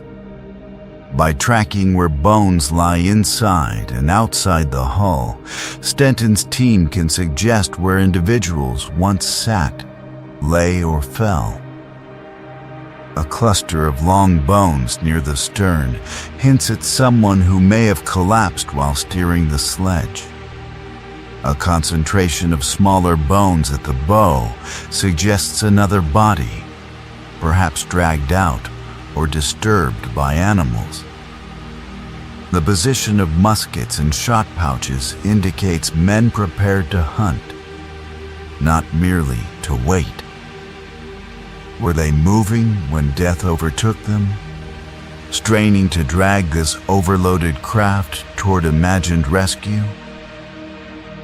Or had they stopped here to rest, officers and seamen huddled together against the wind, sharing out the last food, arguing in low voices about whether to push on or turn back, while some were already too weak to stand? Among the scattered objects, one item stands out in Stanton's notes: a single carved pipe bowl, its stem long gone. Another, a monogrammed silver spoon, its owner's initials still legible through the corrosion. Who held it in their final hours? Who raised that pipe to cracked lips as the cold closed in? In the next section, the camera will narrow again, from the boat to one man, as we try to rebuild a life from these fragments. And the mysteries remain. Faces in the data, isotopes, and identity now. The camera leaves the rusted spoon and the pipe bowl and drops into another kind of evidence. Not wood, not cloth, the bodies themselves. Tiny fragments of bone and tooth, all that is left of people who once walked the decks of Erebus and Terror. In a clean lab thousands of miles from the Arctic, the scene could not be more different. No snow, no wind. Just white walls, humming machines, and scientists, wrapped head to toe in suits, masks, and double gloves. Every surface is wiped. Every breath is filtered. One stray skin cell, one flake of modern hair, could drown out the faint genetic signal frozen in time inside a sailor's molar. The problem is simple to say and brutally hard to solve. These remains lay for more than a century in shifting ice and soil, soaked, thawed, or frozen, scraped by gravel and volcanic grit blown on the wind. Now breaks, it shatters. Yet, grain by grain, some of it survives, locked deep in the densest parts of teeth and long bones. Technicians drill into a tooth, capturing a whisper of powder. It looks like dust. In reality, it is a library. From it, they try to pull out mitochondrial DNA, the genetic line passed down through mothers, more robust than the fragile nuclear strands that once coded each man's height, hair, and eyes. When they are lucky, they also recover pieces of that nuclear DNA, scattered sentences from a lost book. This code is sequenced and turned into numbers. Those numbers are compared against databases of living volunteers, people in Britain, Ireland, and beyond, who know they had an ancestor on the expedition and offered a cheek swab. A tentative match appears. A segment of mitochondrial DNA from a bone on King William Island aligns with a family in modern England. Suddenly, that bone is not anonymous. It is part of a story that did not end when its owner died in the ice. But origin can be checked in another way. Teeth also record the chemistry of childhood. Inside the enamel, ratios of strontium and oxygen act like a geological passport, shaped by the water and rocks of the place where a person grew up. Scientists measure those isotopes and compare them to maps of Britain and Ireland, then to naval enlistment records. A man whose tooth says Western Ireland can be separated from one whose enamel carries the signature of London or the Scottish coast. Names on the crew list narrow. 4 possibilities become 2, then 1. A skeleton found near a collapsed boat is strongly associated with a specific lieutenant. His origins, his age, his known posting aligning with both Dina and isotopes. Here, the pattern interrupt is not a graph or a number, but a living face on a video call. A descendant watches as researchers explain that a fragment of jaw recovered from the Arctic ground almost certainly belonged to her great-great-uncle, long reduced to a line on a memorial. For her, the expedition is no longer an abstract lost world. It is family. It is grief delayed by generations. We want to know who were these people, their last moments, their fears as the ships failed them. Now, with a likely name attached, another question rises. If you can find the person in the data, can you also find the person in the mirror? In the next section, scientists will try to rebuild a 19th century sailor's face from bone, using forensic artistry and 3D modeling, before it's too late and the mysteries remain. Rebuilding a sailor, forensic facial reconstruction. The skull appears first, not as bare bone on a table, but as a glowing 3D model slowly turning in the dark. This is all that remains of one Franklin sailor's face, frozen in time beneath Arctic ice and ash-gray permafrost. In a lab thousands of miles from the wrecks, a forensic artist and a physical anthropologist lean over the screen. They never touch the fragile original bones. Every ridge and crack has been captured, either in the field with structured light scanners or in hospital-grade CT scans. The result is a digital skull that can rotate, slice, and measure. A way to enter this lost world of vanished lives without risking the real remains. The work begins with numbers. Tissue depth markers appear one by one, tiny virtual pegs sprouting from the brow, the cheekbones, the chin. Each marker is based on population-specific averages for a 19th century European male of this age. They form a scaffolding that tells the scientists how thick the muscles and skin should be at standard points across the face. Too thin, and the man looks gaunt and distorted.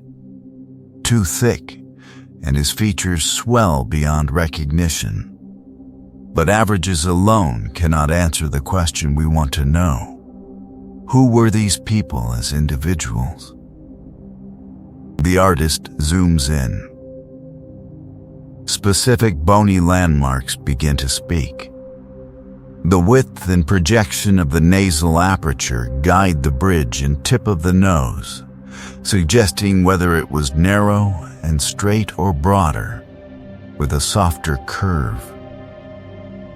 The shape of the orbits helps set the tilt of the eyes.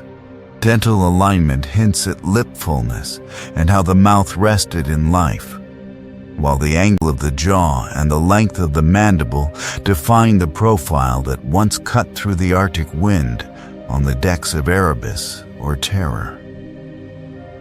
Layer by layer, a face returns.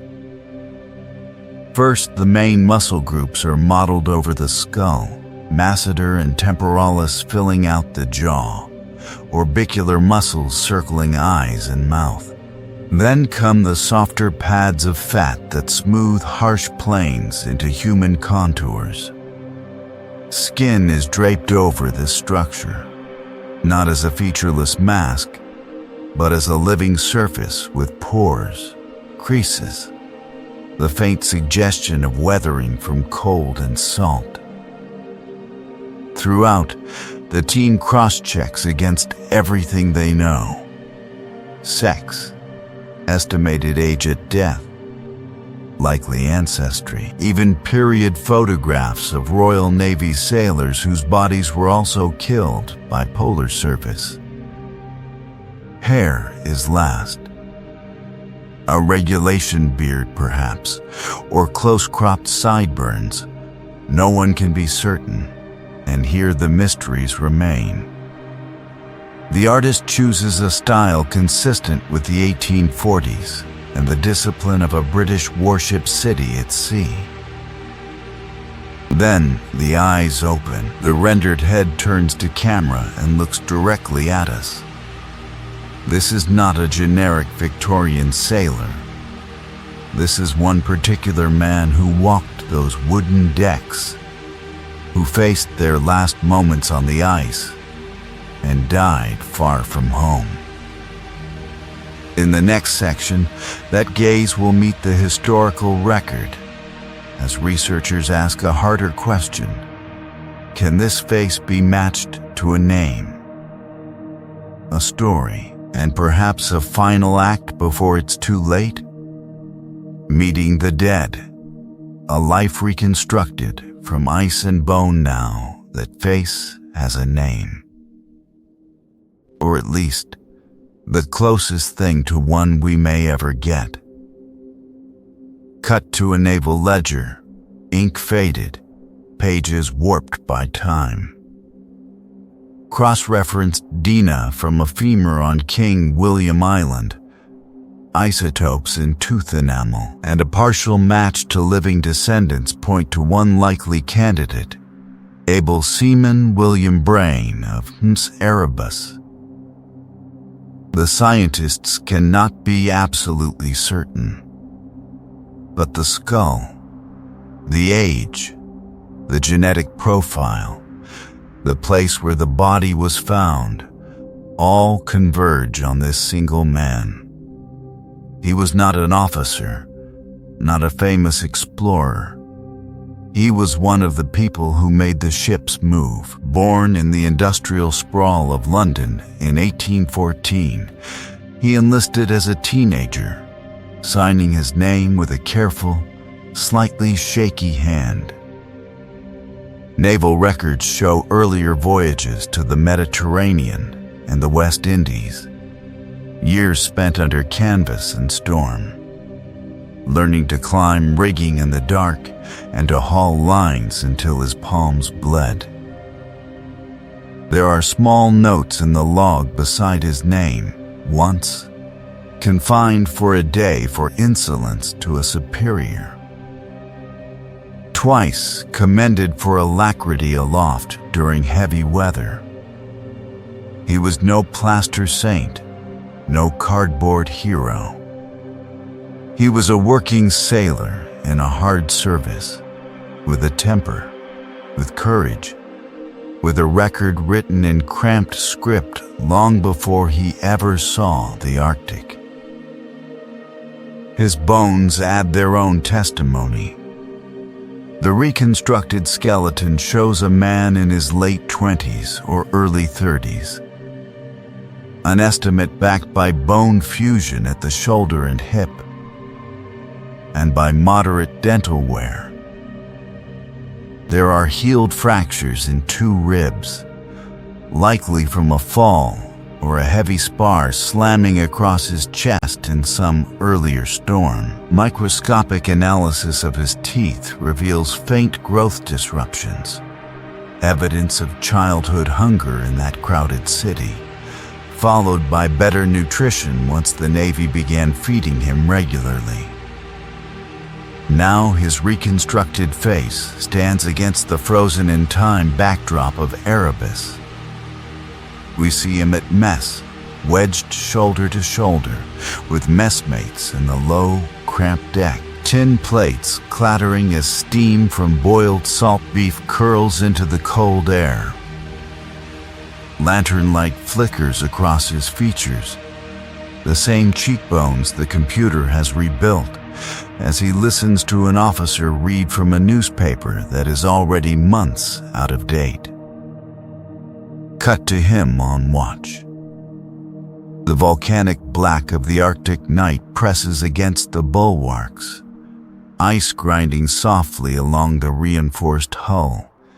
He stamps his feet, breath a pale cloud, eyes scanning the ghostly flows. This is his city now, a wooden world locked in a lost world of ice. A place where ash never fell, but where other, quieter forces killed and buried. We want to know who were these people, what their last moments were really like. Yet even with this face, mysteries remain. Did he die early, like the men on Beachy Island, or much later on the march? Was he one of those spoken of in Inuit testimony, dragging boats across the ice? The next clues lie not in his skull, but in scattered notes, Inuit memories, and the grim arrangement of bodies on the tundra. And as we follow that trail, one question grows sharper. In the end, what exactly was this man asked to endure before it was too late? Ships in the dark, the hunt for Erebus and terror, that single life on the tundra leads us forward into the dark. Because for more than a century after Franklin's people died, the ships that had carried them into this lost world simply vanished. Erebus and Terror had been the pride of the Royal Navy, yet their exact resting places remained a blank space on the map for over 160 years, a mystery frozen in time beneath shifting ice and black water. For marine archaeologists, they became holy grails. For Canada and the United Kingdom, they were ghosts of empire that would not let go. Early searchers in the 19th century had combed the surface. They found graves, scattered relics, fragments of wood, but the ships themselves refused to be seen. When the 20th century arrived, the hunt moved into the air. Pilots scanned the maze of channels in the Canadian Arctic archipelago, peering down from small aircraft at leads in the pack ice, hoping for a dark outline beneath the surface. Nothing. The sea kept its secrets. As technology improved, the search shifted again. Small vessels dragged basic sonar across the seafloor, drawing pale lines on paper charts. Blips appeared, then vanished. Shifting ice crushed equipment, forced retreats, closed off promising inlets just as quickly as they opened. The charts themselves were often poor, based on Victorian surveys done in sailing ships. The search area stretched over tens of thousands of square kilometers, a labyrinth of islands and shoals. How do you find two wooden bodies in an ocean of rock and ice? Again and again, the trail led back to the people who had watched these events unfold.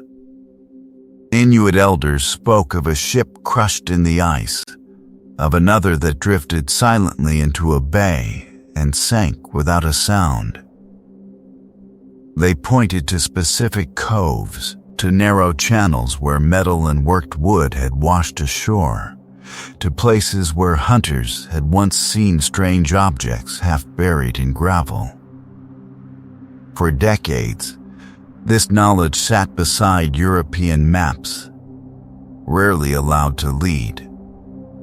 Yet here, on the eve of its destruction by climate and time, oral history would become a navigation tool. Then, in the early 2010s, the search changed scale. Parks Canada assembled multi-agency missions, government, Navy, private partners, Inuit organizations. Icebreakers pushed into waters only briefly free of pack ice each summer, their decks crowded with scientists, archaeologists, and local guides. Below the hull, side-scan sonar swept wide corridors. Autonomous underwater vehicles glided in silence, tracing the seabed in fine detail. There was a new urgency. Climate change was thinning the sea ice, making access easier, but also threatening to disturb wrecks that had rested undisturbed for generations. If these ships were a city of evidence lying intact in the dark, they had to be found before it's too late. Pattern interrupt. One quiet morning in September 2014, the drama narrowed to a single screen. In a dim control room, a sonar monitor flickered as the vessel moved along its survey line. At first, just noise. Then, a shape. A faint, rectangular outline with shadows that looked like masts toppled onto the seabed. People leaned in. No one spoke. In those long seconds, as the image sharpened, one thought cut through the silence. Are we finally looking at one of Franklin's ships? The ghostly hull stared back from the deep, and for the first time since 1845, Erebus or terror seemed within reach. Yet even here, mysteries remain. Erebus emerges, discovering the first wreck the image on the monitor holds for a heartbeat. Then another. No one dares exhale. On the screen, the sonar return sharpens into geometry. A clean rectangle. Straight lines where nature prefers chaos. The hull lies on the seabed, its outline crisp against the dark, with long shadows where masts have collapsed, but still point like broken bones across the floor of this underwater city. Someone whispers the length, roughly 35 meters. The beam, the proportions. They match the Admiralty plans of Erebus.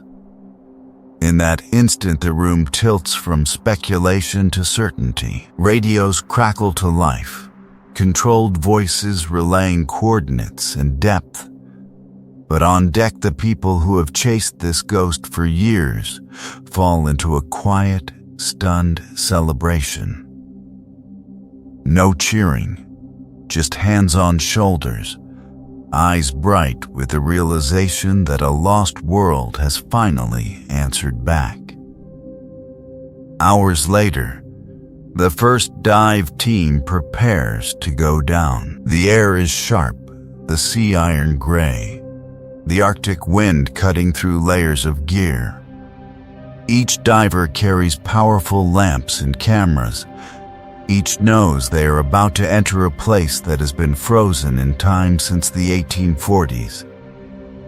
They drop into the frigid water, bubbles streaming past their faces, and begin the slow descent into the murk. Light fades quickly. At 10 meters, the world is green and grainy.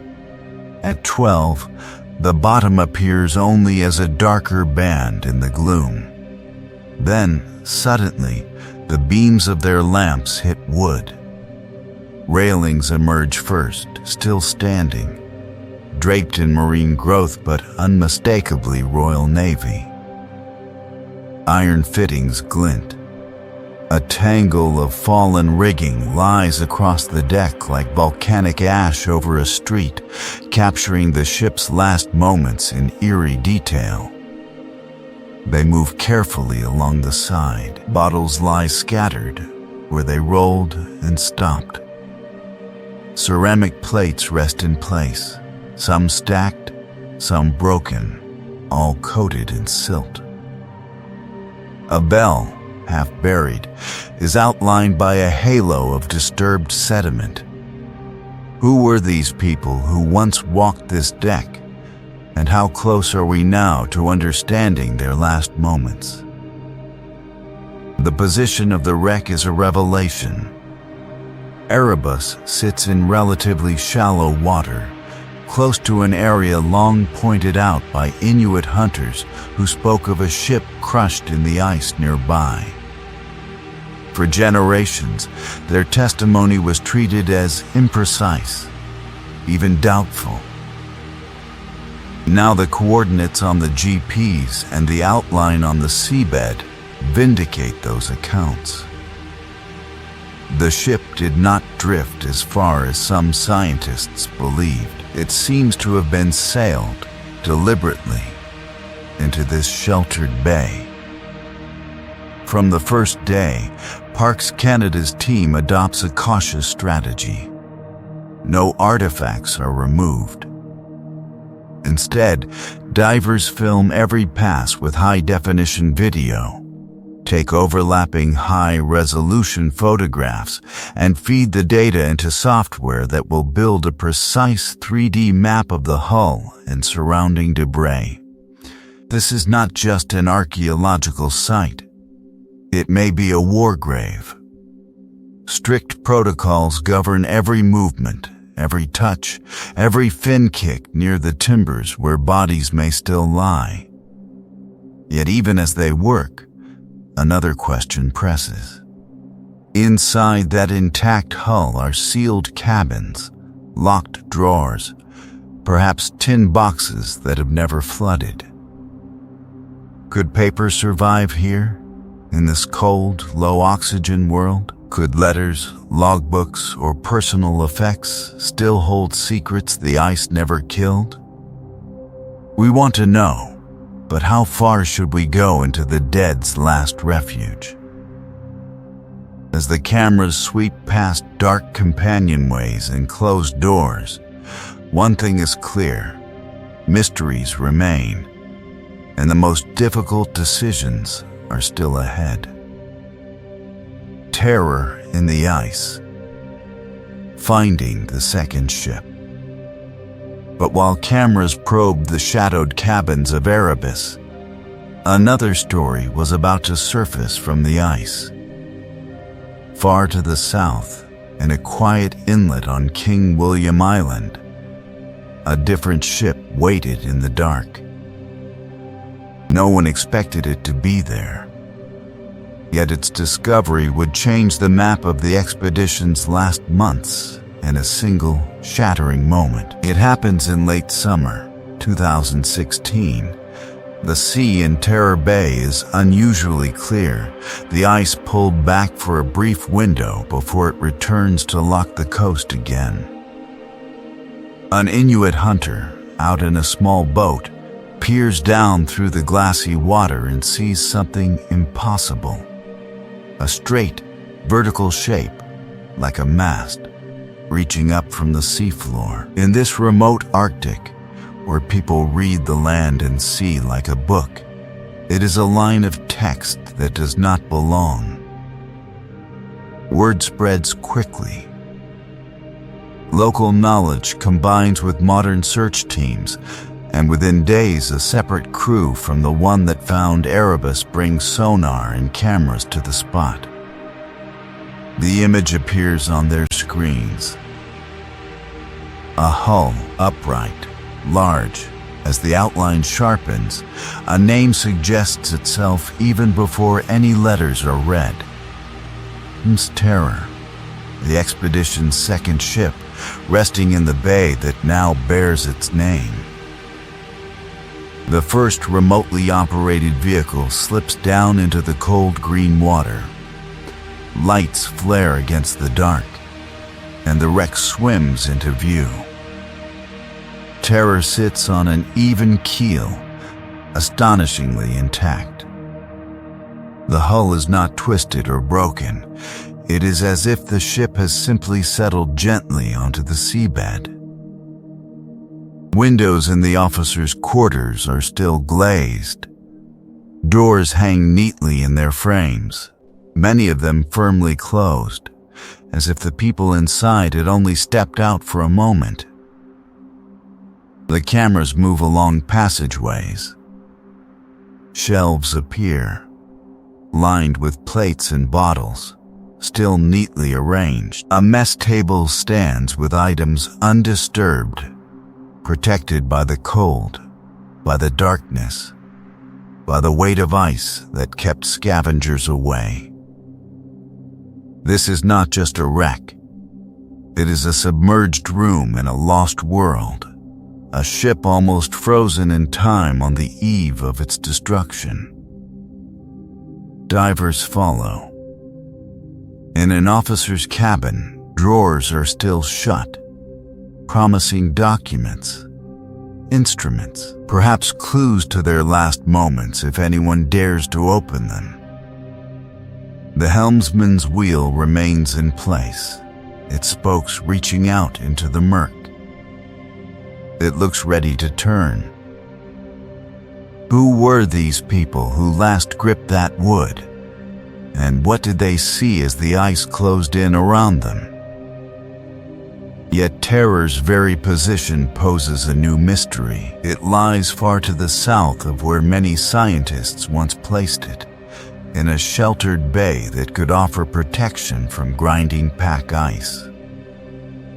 Did some of the crew remand the ship after the first abandonment, trying one final time to sail for safety before they too died on the march?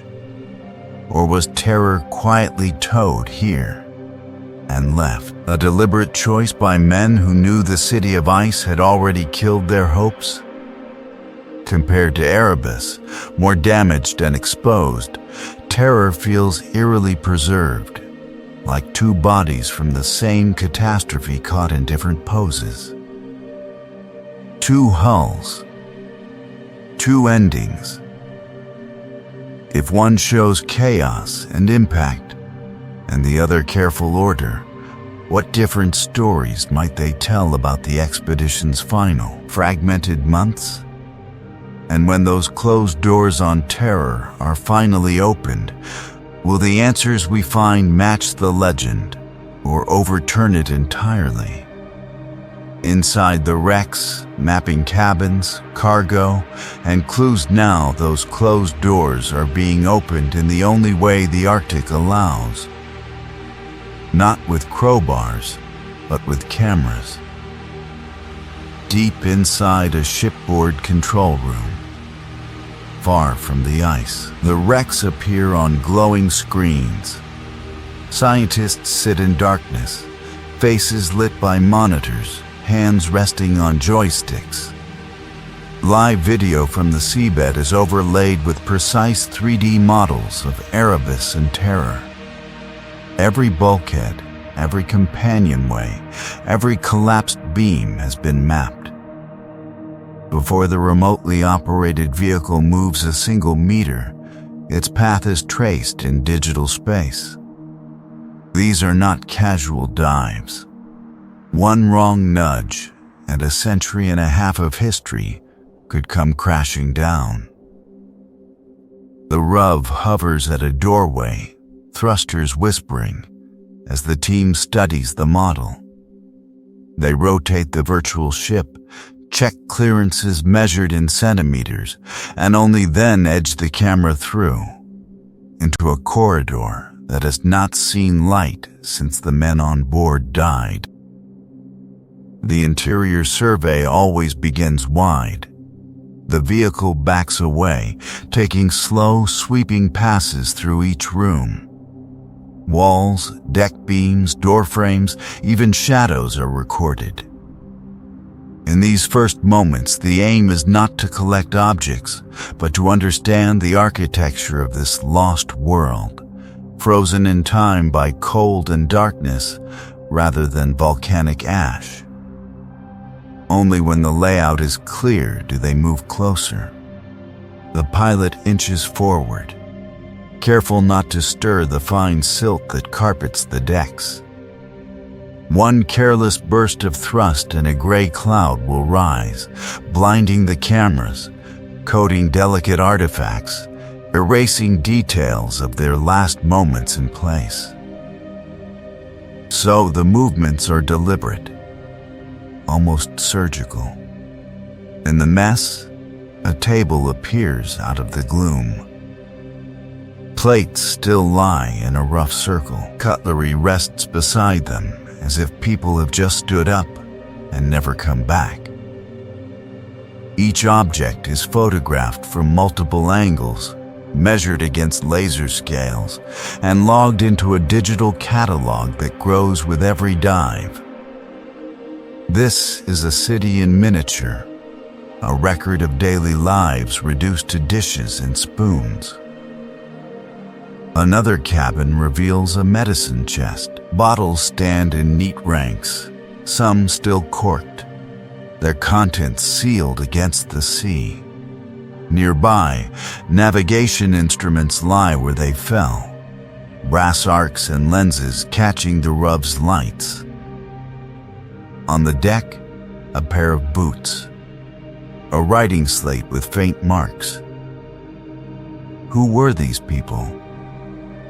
What did they write here on the eve of its destruction, as ice closed around their hulls?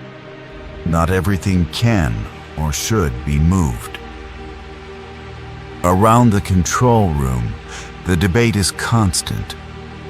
Do they recover objects now, before it's too late, or leave them in situ as part of a fragile, underwater museum? What if a sealed bottle holds medicine that explains why so many died? What if a closed drawer hides bones, or a folded paper note? One space concentrates all these questions. On Terror, a captain's cabin remains partially sealed, its door jammed but intact. Inside, sonar hints at a locked chest and shelves that have not collapsed. If any paper, ink, or even early photographic plates have survived, they may be here.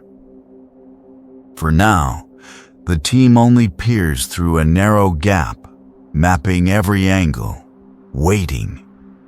When they finally open that room, will it give the expedition back its own written voice, or reveal new mysteries that no model can yet predict?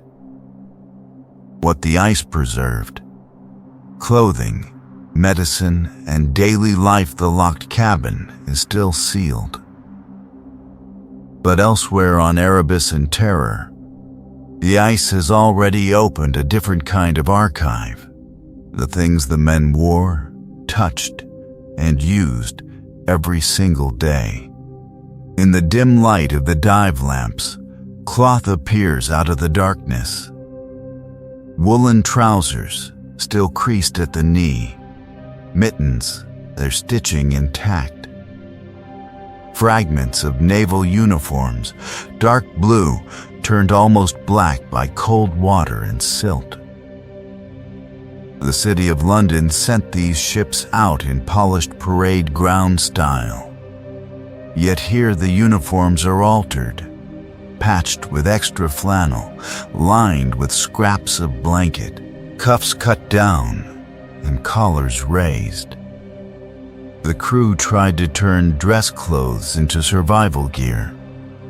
It shows ingenuity. It also shows the limits of their world. Compared to Inuit caribou parkas, layered boots, and fur hoods designed over generations for these temperatures, the Franklin textiles are thin armor. Scientists can see marks where cloth rubbed raw against ice, where mittens were reinforced again and again.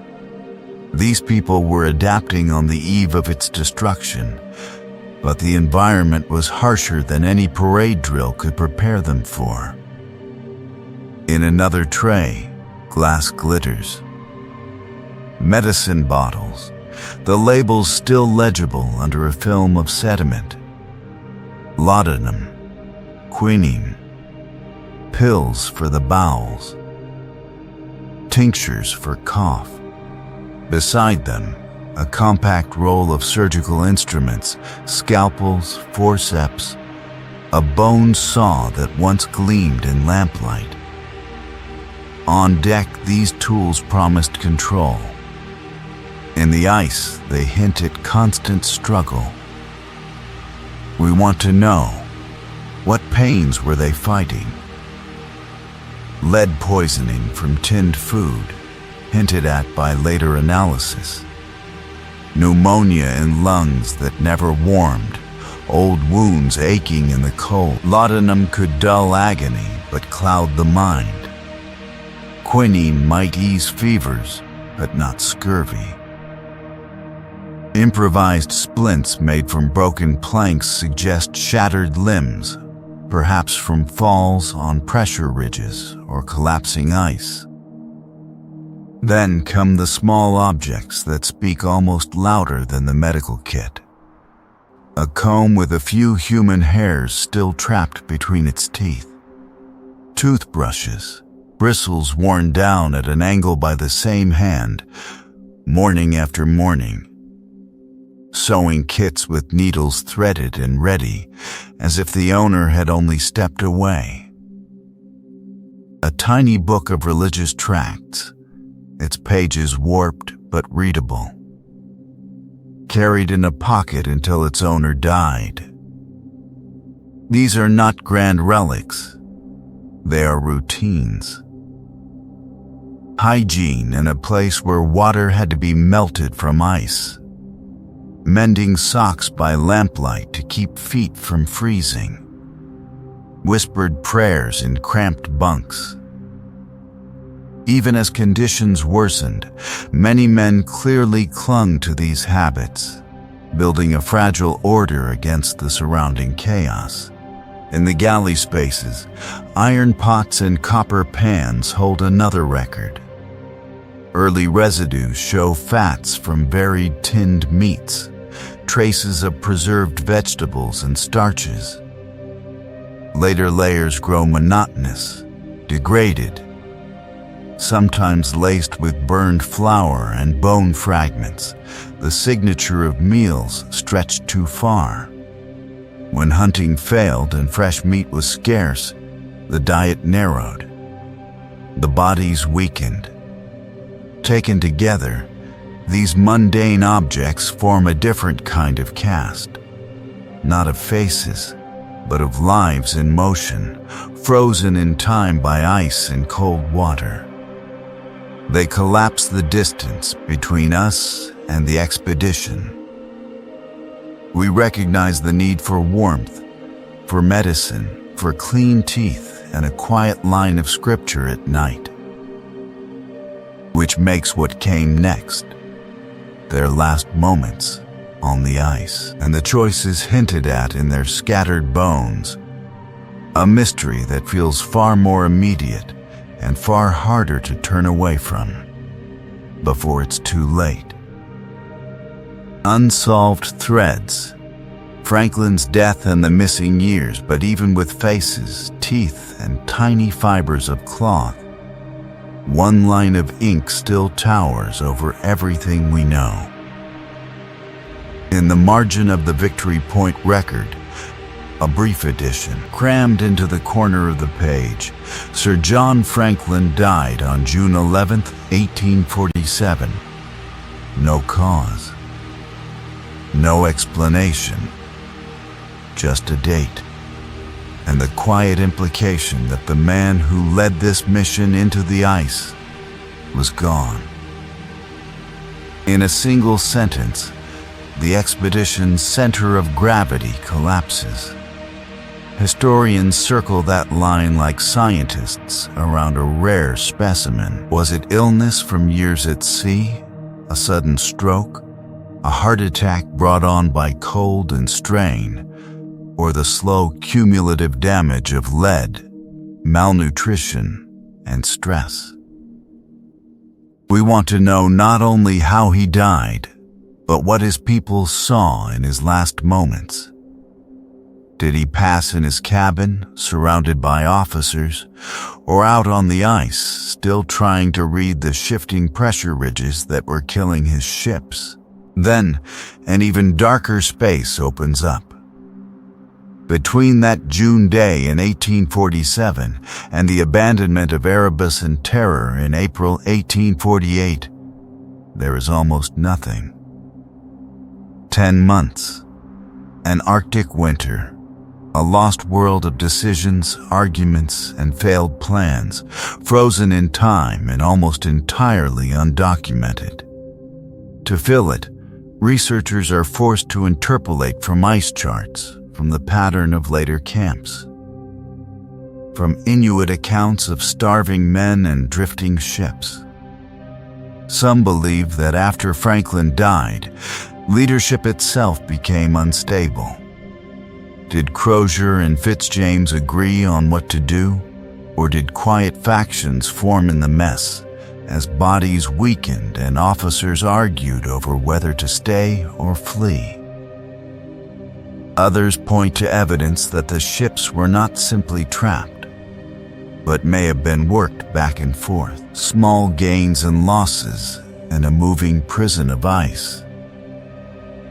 Each attempt to shift position would have cost coal, strength, and lives.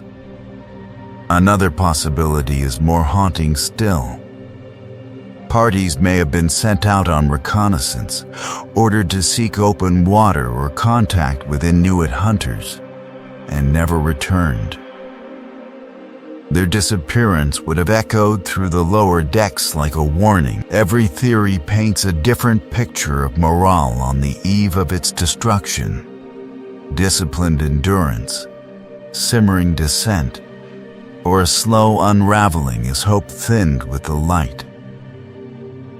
Yet this mystery is not sealed in volcanic ash. New finds keep tearing open the narrative. A small camp discovered on a gravel ridge, a fragmentary note in a tin cylinder, an Inuit story retranslated with fresh attention to detail. Each one shifts dates, redraws routes, and forces us to rethink who these people were and why they chose to walk when they did. The case feels active, not ancient. If we can now locate the ships on the seabed and rebuild the faces of individual sailors, what else might still lie in the silt and ice? Somewhere, could there be a logbook, a private letter, a bundle of papers sealed in a metal box, waiting to surface and rewrite everything we think we know about their last moments? Listening to the land. Inuit knowledge and co-management, but the next clues are not in a lab or on a shipwreck. They are in the people who never left this landscape. Cut to a modern Inuit community, low houses pressed against a vast white horizon. In a meeting hall, hunters, elders, and scientists sit around a long table. Paper maps are spread out, satellite images beside hand-drawn coastlines. Voices move back and forth in Inuktitut and English, the rhythm of translation as important as the words themselves. Here, the lost world of Franklin is not a distant mystery. It is part of living memory. Elders trace routes across the paper with weathered fingers, naming inlets and islands where their grandparents traveled. Places where strange wooden islands once appeared in the ice. They speak of starving men dragging boats, of camps that seem to rise and vanish with the seasons. The scientists listen, pencils still. They know that without these stories, their own maps are half empty. For generations, this knowledge was dismissed. Now it is being recorded systematically before it's too late. Place names, travel routes, hunting grounds, accounts of ships crushed, and men who died on the ice are entered into databases and gist layers. Oral histories become coordinates. When a hunter points to a bay and says, "Here, we saw planks and iron," that single sentence can redirect an entire season of fieldwork. Pattern interrupt. The camera pulls in on one small notation on the map, an Inuit name that translates as the place of the big ship. It is not on any British chart. Yet when search teams followed that clue with sonar, they found a hull lying upright on the seabed, almost frozen in time. Inuit testimony had led them straight to one of the missing vessels. Co-management agreements now formalize this partnership. Inuit organizations help decide what is excavated, when, and how. If human remains are encountered, it is not just a question for distant museums. Community leaders weigh in on whether the bodies are moved, studied, or left where they fell. Artifacts are no longer simply shipped south to glass cases in a faraway city. Some will remain in the north, in cultural centers where local people can see and speak for their own past. This change reshapes interpretation on the ground. A low ring of stones that once looked, to Western eyes, like the foundation of a European hut is reread as a meat cache, part of a seasonal hunting camp. Scattered sites that archaeologists thought were desperate. Random shelters are understood instead as logical waypoints along established routes, aligned with animal migrations and shifting ice. Inuit readings do not erase the scientists, they complete them. Together they show that the Franklin story was never just a British tragedy drifting in volcanic ash of empire. It unfolded in a peopled landscape, a shared corridor of encounter and misunderstanding. As co-management grows, the expedition becomes one chapter in a much larger effort to decolonize Arctic history. We want to know not only who were these people on the ships, but who were the people watching from the shore, and how both sides are still negotiating the meaning of those moments today. Lessons in survival. What Franklin didn't learn from the Inuit on the ice, the contrast is stark. Two ways of living meet in the same frozen world, but only one has been tested for thousands of winters. The ships bring a city of oak and iron into a landscape that never wanted streets. Inuit clothing begins with the animal itself. Caribou hide, fur turned inward, traps tiny pockets of air against the skin. Sealskin, layered over it, sheds wind and wet like volcanic ash sliding off stone. The garments breathe. Moisture escapes. Heat is held close without drowning the body in sweat. Franklin's men step out in wool and cotton, fabrics that work in damp English air but betray them in Arctic cold. Once soaked, the fibers freeze, collapse, and lose their insulating power. A man hauling a sledge in that gear becomes his own ice sculpture, his last moments written in frost on his coat. Food tells the same story. Inuit hunters take seals at breathing holes, caribou on the move, fish pulled from cracks in the sea ice. Fresh meat, eaten almost at once, supplies not only calories but vitamin C, the quiet defense against scurvy. Camps shift with the herds and the seasons. People follow the ice as it forms, breaks, and reforms, reading its cracks and ridges the way others read streets in a city. On Erebus and Terror, the confidence lies in iron and tin. 3 years of preserved rations, stacked below decks, seem to conquer hunger in advance. But the tinned food may be tainted, the preserved meat stripped of vital nutrients, the officers tied to ships that are themselves trapped, frozen in time in channels they barely understand. Social life is adapted too. Inuit leadership changes with the task. The best hunter leads the hunt. The best navigator leads the journey. Authority is a tool, not a uniform. Decisions can pivot quickly when the weather shifts or the ice begins to move.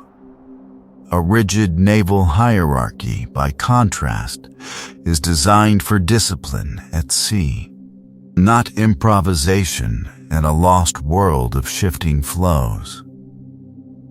Orders flow downward, even when conditions scream for change.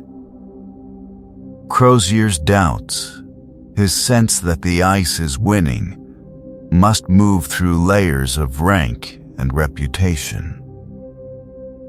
How many warnings died unspoken in that silence? In London, planners sketch routes across blank white maps.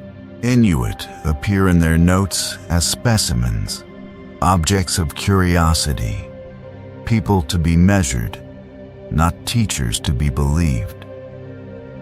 Knowledge that could have reshaped clothing, travel methods, even basic risk assessment is filtered through arrogance and discarded.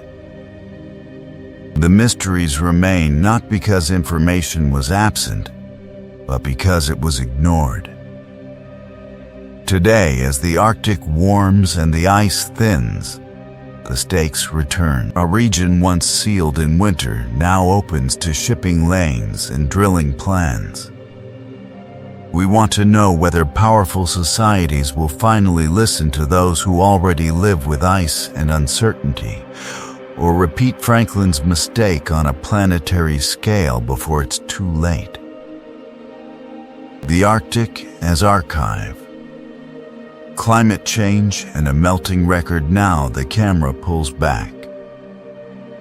White ice contracts. Blue water spreads. A time-lapse sweeps across decades of satellite images. The Arctic skin shrinking year by year. Where Franklin's ships were once locked in multi-year ice, modern cargo vessels and gleaming cruise liners now glide through open channels. The Northwest Passage that killed and trapped so many people is, in some summers, almost clear. A route that was a death sentence becomes a shipping lane. This region was once a fortress. Now it looks exposed.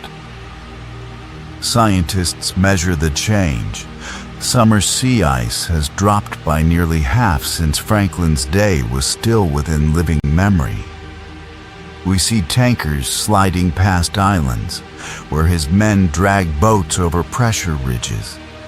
And we have to ask, what else is being unlocked as the ice retreats?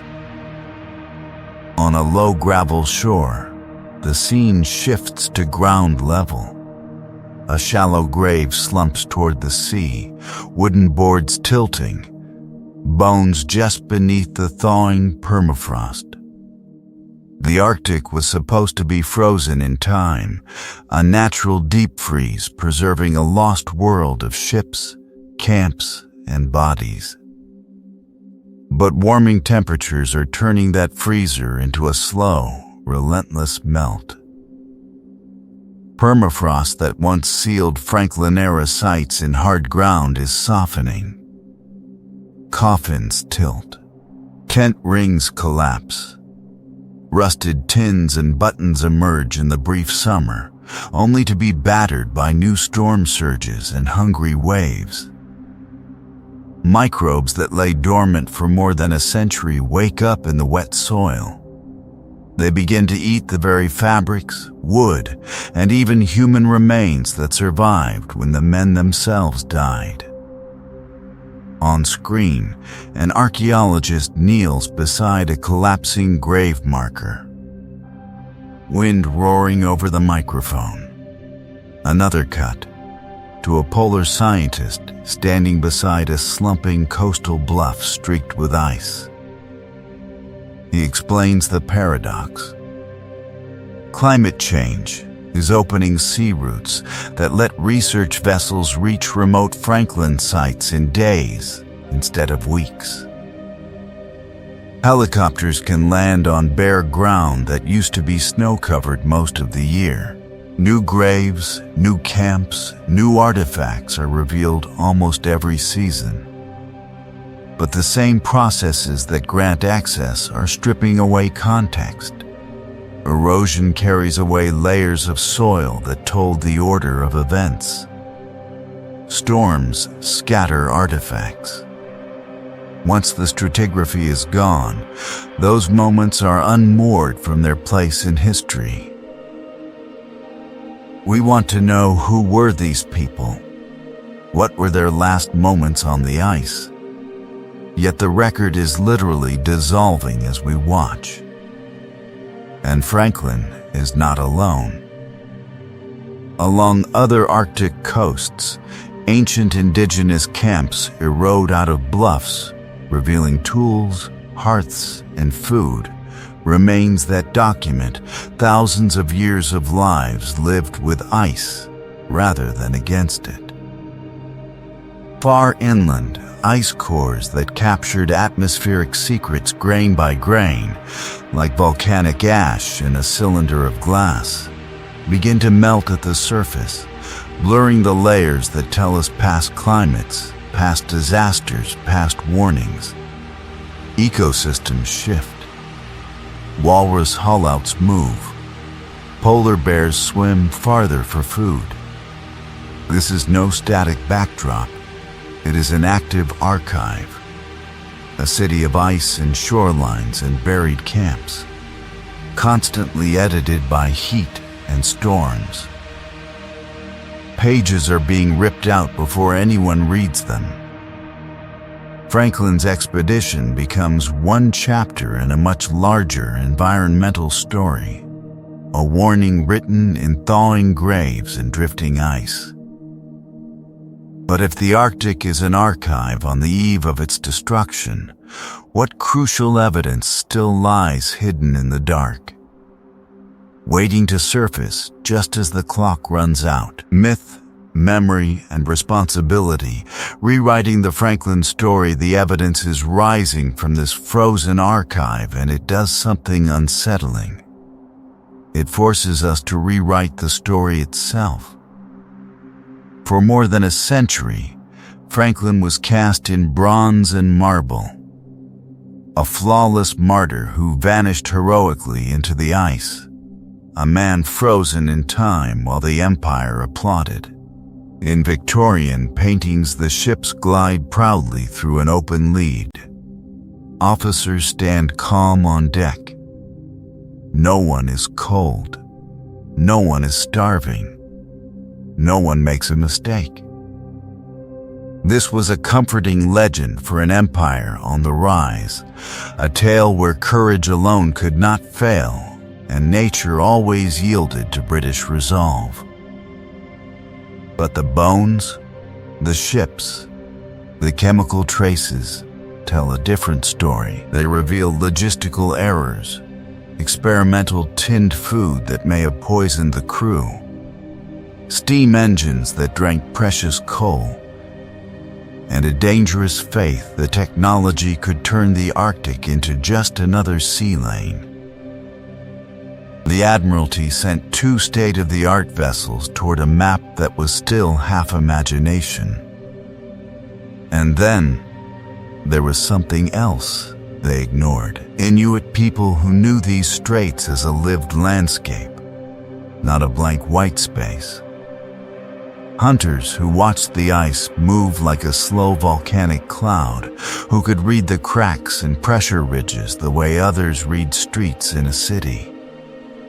Their warnings and sightings were brushed aside because they did not fit the heroic script. To admit poor planning, cultural blindness, and cannibalism was once unthinkable. Yet knife marks on human bones, scattered along the line of retreat, refused to vanish. This does not reduce the crew to monsters. It does the opposite. It humanizes them. These were people pushed beyond the edge, trying to stay alive as bodies failed, as comrades died around them in the ash-white glare of endless ice. Pattern interrupt. Step inside a modern gallery. The old oil portraits are still there, but now they share the room with Inuit carvings, recovered logbook scraps, and sonar images of Erebus and terror resting on the seabed like a drowned, lost world. Museum labels ask who were these people, not only on the quarterdeck, but in the lower decks, in the sledging parties, in their last moments on the ice. Documentaries, classroom lessons, even children's books are shifting. Scientists speak beside Inuit elders. School maps trace not just the route of the ships, but the paths of searchers and storytellers. The question is no longer only how they died, but why certain voices were believed and others silenced. That places a burden on every storyteller, including this film, to balance drama with accuracy, to avoid both sensational horror and comforting myth, to say clearly where the evidence ends and where interpretation begins, and to leave space where mysteries remain. In that sense, Franklin's expedition is not alone. It stands beside other journeys where empire met ice, desert, forest, and assumed the land would yield. How we choose to remember these lives in the Arctic now, before it's too late, reveals what we value today as much as what happened then. What we know, what we don't. The Franklin puzzle today. So where does all of this leave us now? After a century and a half of searching, sonar sweeps, and careful work in the lab, what do we truly know about the Franklin expedition, and what still lies just out of reach? Some elements of the story are no longer in doubt. 2 advanced ships, Erebus and Terror, sailed from England in 1845 with 129 men on board, their iron-reinforced hulls and steam engines a kind of industrial armor against the ice. They reached Beechy Island, built a winter camp, and left behind 3 graves in the permafrost, the first bodies in a chain of deaths that would end this mission. From there, the trail bends south toward King William Island, where the ships were trapped, frozen in time in the pack. We know that Sir John Franklin died while the ships lay beset. We know that in April 1848, the surviving officers and men abandoned Erebus and Terror and set out on foot, dragging boats and supplies over the ice in a desperate march toward the distant mouth of the Back River. None of them made it. Every one of those people died in the Arctic, their last moments scattered across a landscape that became a kind of frozen city of the dead. Science has filled in some of the stark details. Autopsies on the beachy island bodies revealed pneumonia, tuberculosis, and alarming levels of lead in bone and soft tissue, suggesting that the very technology meant to preserve their lives, tinned food and desalinated water, may have poisoned them from within. Other remains show scurvy, broken bones, and cut marks on human bodies. Under the microscope, those marks match butchery. Forensic work now confirms what Victorian Britain refused to accept. In the final crisis, some of Franklin's men resorted to cannibalism. Isotopic analysis has traced where certain sailors grew up, tying bones to specific regions in Britain. Dina has put names to a few skulls and jawbones, reuniting lost people with descendants who never knew where or how they died. And then there are the ships themselves. Erebus, found in 2014, and Terror, discovered 2 years later, lie upright on the seabed, their cabins intact, a wooden lost world preserved in cold, dark water like a shipwrecked Pompeii. Yet for all of this, mysteries remain. The exact sequence of decisions after Franklin's death is still blurred.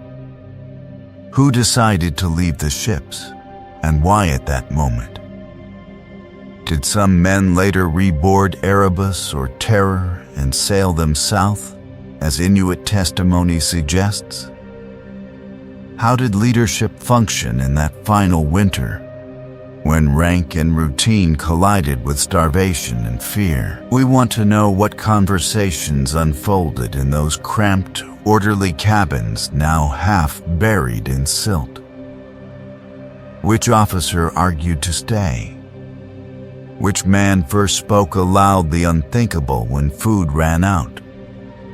Who were these people in their last months, not as names on a roster, but as bodies stumbling over pressure ridges, making choices that would never be written down? Piece by piece, investigators are rebuilding a timeline, but it is still full of gaps. We do not have a complete map of who died where and when, or how quickly hope collapsed into catastrophe. Some answers may surface from the wrecks, a logbook sealed in silt, a cache of letters, a scrap of paper pinned in a cabin. Yet others may be gone forever, dissolved like ink in seawater. Today, the Franklin expedition stands as a 180-year-old cold case, closer to resolution than ever, yet still resisting a final verdict. It is a story half illuminated, half in shadow, asking us to live with the productive discomfort of an incomplete ending. And as divers and scientists prepare to push deeper into Erebus and Terror, the question now is how much more this frozen archive will give up before it's too late. Why this lost voyage matters now. The frozen archive of Erebus and Terror is not just a window into the past. It is a mirror held up to the present. In the 1840s, Britain believed its ships, its charts, and its empire could master any sea. Today, we wrap the planet in satellites, supertankers, and data cables, convinced that modern engineering can solve almost any problem. Are we really so different? Franklin's expedition sailed at the height of industrial confidence. Steam engines turned the propellers, iron plates sheathed the hulls, tinned food filled the holds. To Admiralty planners, this was a guarantee, a kind of armor against the unknown. Yet in the Arctic, that armor became fragile. The engines could not move ships locked in pressure ice. The tins that promised abundance may have poisoned the men who ate from them. A mission designed as a triumph of progress became a warning about what happens when complex environments are treated as simple obstacles to be pushed aside. Because the Arctic was never empty. It was not a blank map waiting for British names. Inuit people had moved through this sea of ice for generations, reading snow, sky, and animal tracks the way others read books.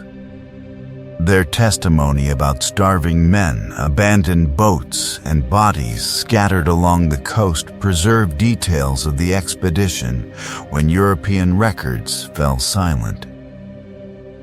But for decades, their accounts were dismissed, edited, or doubted, sacrificed to the belief that only one kind of knowledge counted.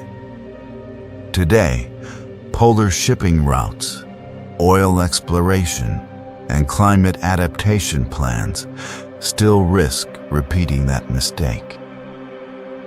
Scientists and engineers model sea ice from space, yet elders in Arctic communities can feel change in the wind on their faces, in the timing of the hunt, in the way the ice sounds underfoot. Franklin's story asks a hard question. What is the cost when those voices are ignored? On the ice, the men of Erebus and Terror pushed human resilience to its edge. They hauled heavy boats over ridges, rationed crumbs, wrote with shaking hands. Some may have turned to cannibalism, trying to wrest a few more days of life from a landscape that offered almost nothing. Their last moments were not heroic paintings of flags in the snow. They were cramped, desperate, and painfully human. A reminder that bodies are breakable, that lives can narrow from global ambition to the next step, the next breath. The Arctic still looks, from far away, like a vast white frontier, a lost world frozen in time. But on the ground it is villages, hunting grounds, shipping lanes, melting permafrost, and cracking shorelines. Decisions made in distant cities and boardrooms about emissions, trade routes, or rescue capacity are already reshaping this place, sometimes in ways that cannot be reversed. As the ice thins and new passages open, we want to know, what would we have done, trapped in that labyrinth of floes and darkness? And just as urgently, what are we doing now, on the eve of its destruction, as our own maps of climate and risk become unreliable? The mysteries remain, but the next choices are ours. The last look back. Keeping the Franklin story alive, the camera lingers on a single face. A reconstructed sailor, eyes open, skin mapped from bone. Then slowly, his features begin to dissolve, fading back into the ice, into the twisted ribs of Erebus and Terror lying silent on the seabed. In that dissolve, a whole lost world vanishes. Not numbers, not coordinates. People, men who laughed, argued, worked the pumps, and dreamed of going home, now frozen in time as data points and artifacts. Scientists can weigh their bones, scan their teeth, test the lead in their blood. But we want to know something deeper. Who were these people in their last moments, when the rations failed and the ice closed in? For a long time, the story seemed finished. 2 ships sailed into the Arctic and never came back. A single note in a cairn, a few scattered bodies on the gravel, and an empire that moved on. But this is not a solved case to be filed away. It is an investigation still unfolding, an evolving mystery where each dive, each fragment of cloth or scrap of wood can rewrite the script. Even now, divers drop through the dark water onto Erebus in terror. They move through cabins where boots still lie under bunks, where plates wait on shelves, where the city of London stamped on a bottle glints in the silt. Cameras sweep along corridors, capturing rooms that look as if their owners just stepped out. Somewhere in that gloom may be logbooks, sketches, even letters that could finally answer the questions that haunt us. On land, Inuit knowledge continues to guide the search. Elders repeat stories of starving white men dragging boats over the ice, of ships crushed and then sinking straight down. Their testimony, once doubted, led directly to the wrecks. Now, new collaborations are emerging, pairing sonar and satellite with oral history, so that as the Arctic warms on the eve of its destruction, we can still listen before it's too late. For those watching, the trail does not end here. You can walk through museum galleries where the recovered artifacts are laid out under glass, or explore online archives that let you zoom into the handwriting on that famous Victory Point note. You can read Inuit accounts alongside works by modern historians and archaeologists, letting different voices collide on the page. You can support organizations that protect Arctic heritage and environment, tying curiosity to action in a region already under immense pressure. And you can join the investigation yourself. What unanswered question about Franklin grips you most? Is it what killed them? What they ate? What they decided when they finally abandoned the ships? Or something even more unsettling about how empires treat the people they send to the edge of the map? How might future technology, or a new way of listening, finally bring those moments into focus? The view pulls back one last time. The ice, the sea, the low islands. No masts, no sails, only 2 sets of coordinates on a vast, indifferent ocean. Some mysteries remain, and may always remain, but perhaps the real legacy of Erebus in terror is not a final answer. It is the decision to keep searching carefully and humbly, to keep asking who were these people and what they can still teach us. Because somewhere in that darkness, in a sealed cabin or an unvisited cove, one more small discovery is still waiting to change everything.